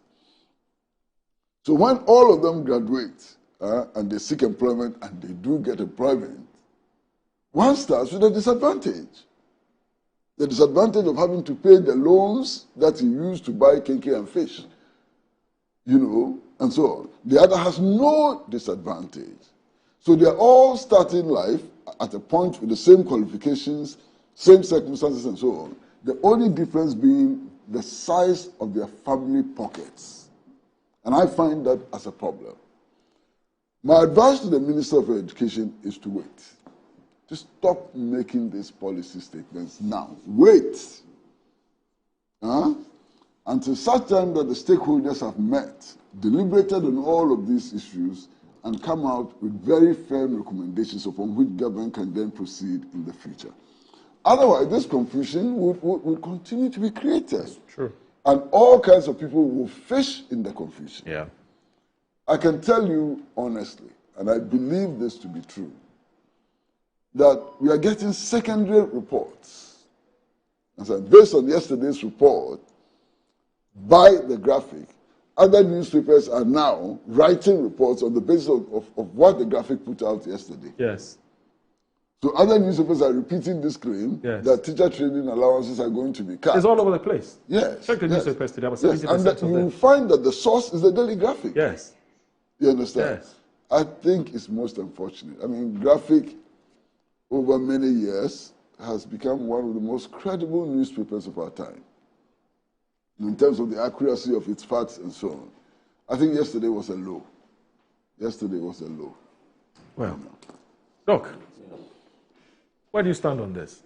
Yeah, I mean, contrary, unfortunately, to the position taken by my uncle. You have a different opinion? I have a different opinion. Okay. Because the Minister for Education met up with principals of colleges. Yes. In that meeting, he mentioned that government intends, and he is quoted to have said that, to stop the allowance to teachers and replace him with enhanced student loan. That is on record to have said the minister in the statement. You mean based on newspaper publication? On which record? That is the record for the and the statement. Let me make a point. And the statement from the ministry never denied that. Can you give me that? The statement from the ministry never denied that. Okay, if the statement from the Minister of Education had denied that the Minister for Education had not hinted of an intention of government to possibly replace the teachers' trainees allowances with enhanced loan, and that was never said anywhere, we could say that the Daily Graphic were putting words into the mouth of the minister. Yeah, but in the same Daily Graphic, the Daily Graphic online story. No, that I just thought I should just draw your attention to this before you carry on. In the same Daily Graphic online story, it talks about the fact that the two are going to run pari passu. So whatever it is, it's an intention. So the student has. It's okay. It's okay. I'll come to that. So what is on record? No, you see, when you talk about replacement, it means that the other one will be. I'm saying that intent. Yes. Intent. And government said if need be is quoted, and the minister should come and say that look, I was quoted wrongly. He has said so. I didn't. The minister has said so. The very first paragraph of the rejoinder. It says the Ministry of Education has taken note of a front-page publication in the Tuesday, 4th February edition of the Daily Graphic with the headline, Teacher Trainee Allowance to Go. The headline is not only sensational, but misleading, as their own narration of the story indicated. So this is it's clear. No. This is, the Daily Graphic, the ministry is having issue with the headline. Yes. Okay, I'm not even looking at the headline. I'm going to the content of which he was quoted in that report. I'm not even talking about headlines. Media men have the right to choose any headline they want as long as they are not spinning and twisting what you are saying. You can write a rejoinder to that effect. They can choose the headline. They don't have But a problem with just the headline. They have a problem with the story itself. No. Exactly. They are saying that misleading. No. Look, the point states that he's reading the data. I cannot. Because what you're saying is not true. The second paragraph says that we wish to categorically state that the news item does not reflect the true and accurate reporting of what the Honourable Minister stated. Continue. So it's not just a headline. Continue. Could read the whole thing for them to hear. The Honourable Minister, during his interaction with executives of the principals of colleges of education, PRINCOF, explained that the government is open to augmenting the financial needs of students in the colleges of education, to augment the financial needs of students in the colleges of education. To this end, he indicated that the government would seek to consider an enhanced loan scheme for students in this category if need be. Good. So in addition, the minister was emphatic the government would maintain the allowances until further deliberations and a firm agreement is reached with all stakeholders. Good. So for me, this is the meat of this whole argument. The ministry is not running away from the fact that there is that intention. Whether rightly or wrongly, whether it is just for or I'm not going to the propriety of payment of teachers' allowances. I'm not going to that. I'm saying that the ministry intention, even by their own rejoinder, is that in the long run or short run or whatever run, they want to replace the teachers' allowances with an enhanced, if they need be. Where does it state I'm coming. If they need be, let's even assume. Where does it state that? No. But that's a statement. No, it doesn't. Look, it doesn't. No, I want us to be factually accurate. No. You have taken a position on this matter, and I have to make it possibly clear that the minister has been quoted, and the Daily Graphic even came out to say they stand by their look. If I were the Daily Graphic, I would just release the audio recording. Okay. To stop all this spin and twist. Okay. What is on record is that let's even assume you are saying you want to augment. Is that what your manifesto stated? Your manifesto was clear, black and white. There's no need for you to have education stakeholder discussion when it comes to a policy like payment of teacher allowances, because it was black and white. Right. You made it categorically clear that teacher training allowances are staying. They're staying. So even this kind of going around to say that I'm going to engage stakeholders to come to see if they need be, is running away from their own promises. So that's what I'm saying, that let us not try to twist the story. There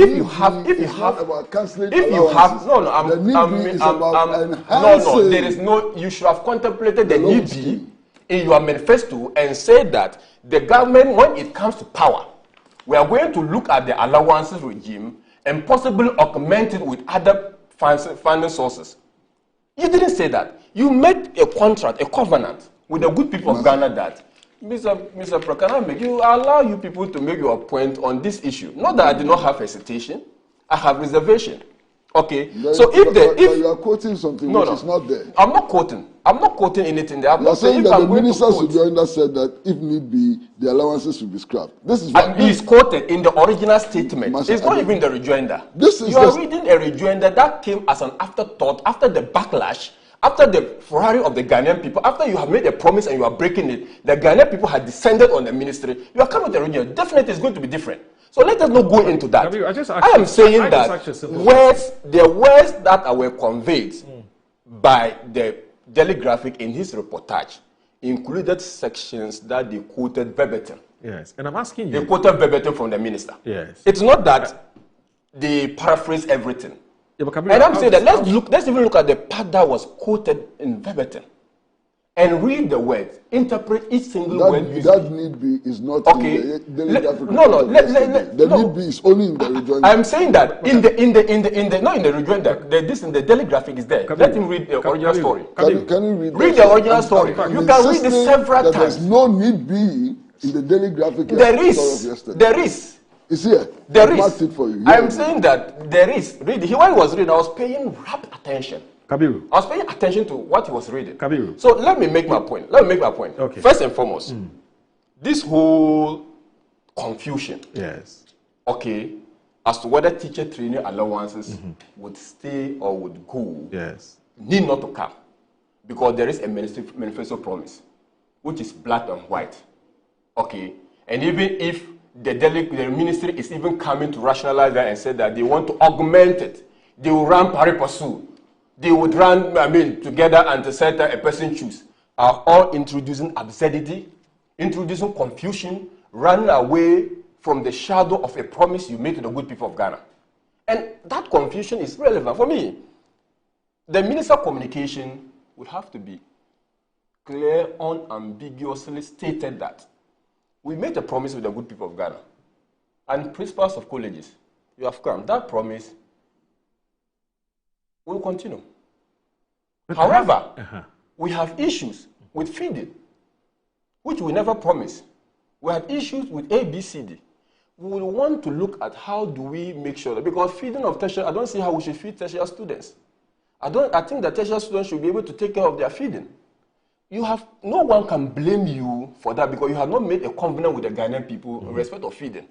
But once you make a promise with the Ghanaian people that I am keeping on with teacher training allowances, I'm keeping on with nursery training allowances, any spin to that is an attempt to run away from the promise of the same government. There are certain policies that you don't need education committee, or you don't need energy committee, or you don't need economic committee or summit to discuss. Even if they are discussing, the discussion should be how do we implement my promise that I'm going to continue with the payment of teacher allowances. That is the only way the relevance of the terms of reference should not be to examine whether or not we should continue with the payment of teacher training allowance or not. That should not be the TOR of the committee. The TOR of the committee should, among other things, include how do we finance this promise we made to the good people of Ghana. And if anyone was talking about it, they should wait for the committee to come out and tell us how the government is going to fund their promise of payment of teacher training allowance and native training allowance. I will not have qualms. But if the discussion is that we are looking for sources to augment, to run in line, and to set time that someone can choose, you are running away from your promise. And Ghanaian, we shouldn't be tolerating, we should not accept such a system of governance. And that's the point I want to make forceful. Okay. But as to whether the Minister for Education... Here's my issue. Here's my issue with you, Dr. Kabiru. The Minister, in a meeting with some stakeholders, made some comments. Okay. And the comments have been reproduced or reported by the Daily Graphic online. The Minister then comes to say, what Daily Graphic has reported is inaccurate, and that this is actually what I said. Okay. Now, you are still quoting what the Daily Graphic online and the Daily Graphic said yesterday, right? Not that. Now, I'm quoting, I'm even using their own rejoinder. Okay, that's fine. So I'm using their own rejoinder. I'm even using their own rejoinder to say that even your rejoinder. So this is yesterday. You have admitted, before you go, even your rejoinder, you have admitted that the Minister hinted the possibility of having either a parallel system or a possibility of, but the bottom line is that government is considering. The good thing is that reviewing the production team. There's no such admission in the rejoinder. Yes. This is the rejoinder, he has read it, and he can read it. This is the rejoinder. Show us where I have said that. Okay, I'll show you if you have the time. He stated. Where is that? To this end, he indicated that the government will seek to consider an enhanced loan scheme for students in this category if need be. In addition, the minister was emphatic that government will maintain the allowance until further deliberation and a firm decision is reached with all stakeholders. This is their own agenda. So now, how does this mean that they have decided to cancel? No. I'm saying that the government intends. That is the whole government. I mean, that's the whole argument. Where is that government intends? Where is that captured in that story? Once you show me where it was captured in the rejoinder, first and foremost, what's intention? Let's get the words and define them and understand the meaning of the words. If you say someone intends, it means that there's a plan. Yes.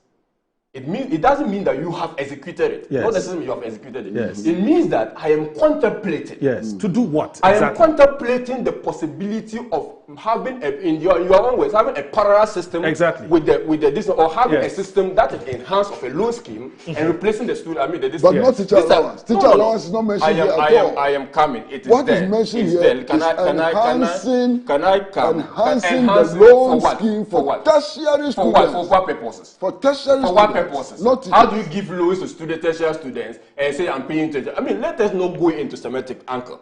Let us not be smart about this point. The Ghanaian people are watching it. They can discern. They can discern from this particular statement that there is an intention of a review of teacher training allowance. That fact cannot be taken away from both the initial original statement, the rejoinder, and then the news publication by the Daily Graphic in the second and first report of the Daily Graphic. That intention, that plan is manifest patently on the face of both documents. Okay, that we cannot run away from. But how does read it. Show us where that I have read it. I want you, for the purpose of maybe I'll read it again because you want me to read it for the second time. The Honourable Minister, during his interaction with the executive of the Principal College of Education, explained that government is open to augmenting the financial needs of students in the colleges of education. To this end, he indicated that government will seek to consider an enhanced loan scheme for students in this category if need be. In addition, the minister was emphatic that government will maintain the allowances until further deliberation and a firm agreement is reached. And the most emphasis for me will maintain until further deliberation on the matter is reached with all stakeholders. Okay. So why in that statement is it stated that can I make my point? I'm making the point. I mean, this continual heckling and interruption by uncle is not allowed. So how can I from this particular document, no person will read this in conjunction with the original statement and putting that in context with the statement quoted attributed to the Honourable Minister for Education will come to no other conclusion but the conclusion that there is an intention to review teacher training. Okay, that is a conclusion. We have to go. And I will be. I want us to maintain our closing time. I'll be happy. I'll be happy that at the end of the day, I'm proven wrong. Okay, because that is what the good people of Ghana deserve. Because that was what they were promised. That teacher training allowances, necessary training allowances are not going. They are coming to stay. All right. And the same should be said for the free senior education because the president made it categorically clear that free senior high school has come to stay. All right. So and these are policy issues you cannot hide under anything to justify. Doc, listen.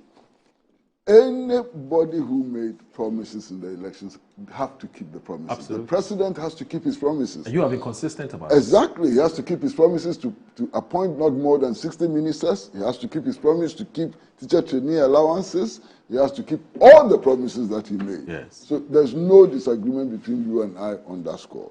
But I'm saying that there's nothing in this rejoinder who supports the claims that we are making. I'm saying there's everything in. So let me just read this. Let me just read this quickly from Surak before our time is up. So Surak from Tamale says, "Good morning, my brothers and sisters who are in the training colleges are not worried over allowances, but are rather worried over postings after they are done schooling. Moro, you'll be shocked to learn that 4 batches of nurses who have completed in 2021, 2022, 2023, and 2024 are all sitting at home and are fed up. Now, on the so-called allowances, I can tell you for a fact, some students have completed nursing schools and have never taken a single month of allowance. The allowances were just a political gimmick, so that the NDC should look at this seriously." Surak from Tamale. So, Angwesi. Why is it they have contemplated this problem and promised that in their manifesto? Okay. This problem was there 4 years ago. So if they knew that was the problem of teacher training, they should have added that to their manifesto. Good to see you. Good to see you. I'm good to be back. And our time is up. So, Angwesi, I want to thank you so very much for joining us this morning. It's always a pleasure joining us on Good Morning Ghana. And so, Kwesi Pratt Jr. is the managing editor of the Insight newspaper, and also Dr. Tia Kabiru Mahama is the MP for Wale Wale, and also a former technical advisor to the former Vice President, Dr. Alhaji Mahmoud Bamia. My name is Awudu Moro. Thanks for watching Good Morning Ghana. Same time tomorrow, we'll be here. Join us. Bye-bye. Have a good day. Hey!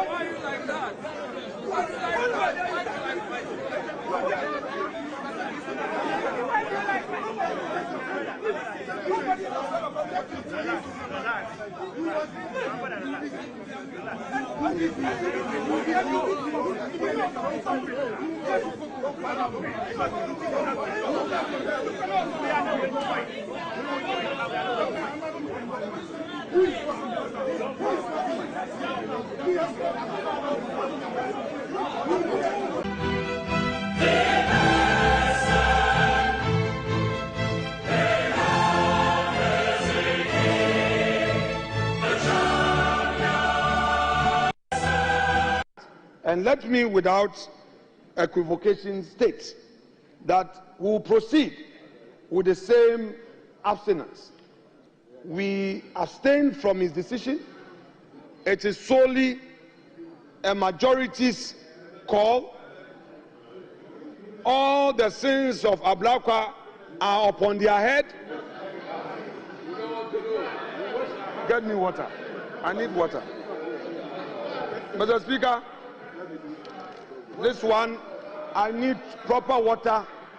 This is not a dry washing, just some small water. Yes, Mr. Speaker, this one, we are washing our hands. We are washing our hands to tell them that every sin at the airport hills, Mr. Speaker, I'm cleaning. Mr. Speaker, and I'm cleaning. I am cleaning my hands to tell them that we are not part of the sins that he has committed. All the airport hill sins are on their head. If tomorrow he and his aura start pursuing you, it is on your head. But if he repents and comes back to this house, we will accept him and make him awa too. Mr. Speaker, we rest our case. And let me, without equivocation, state that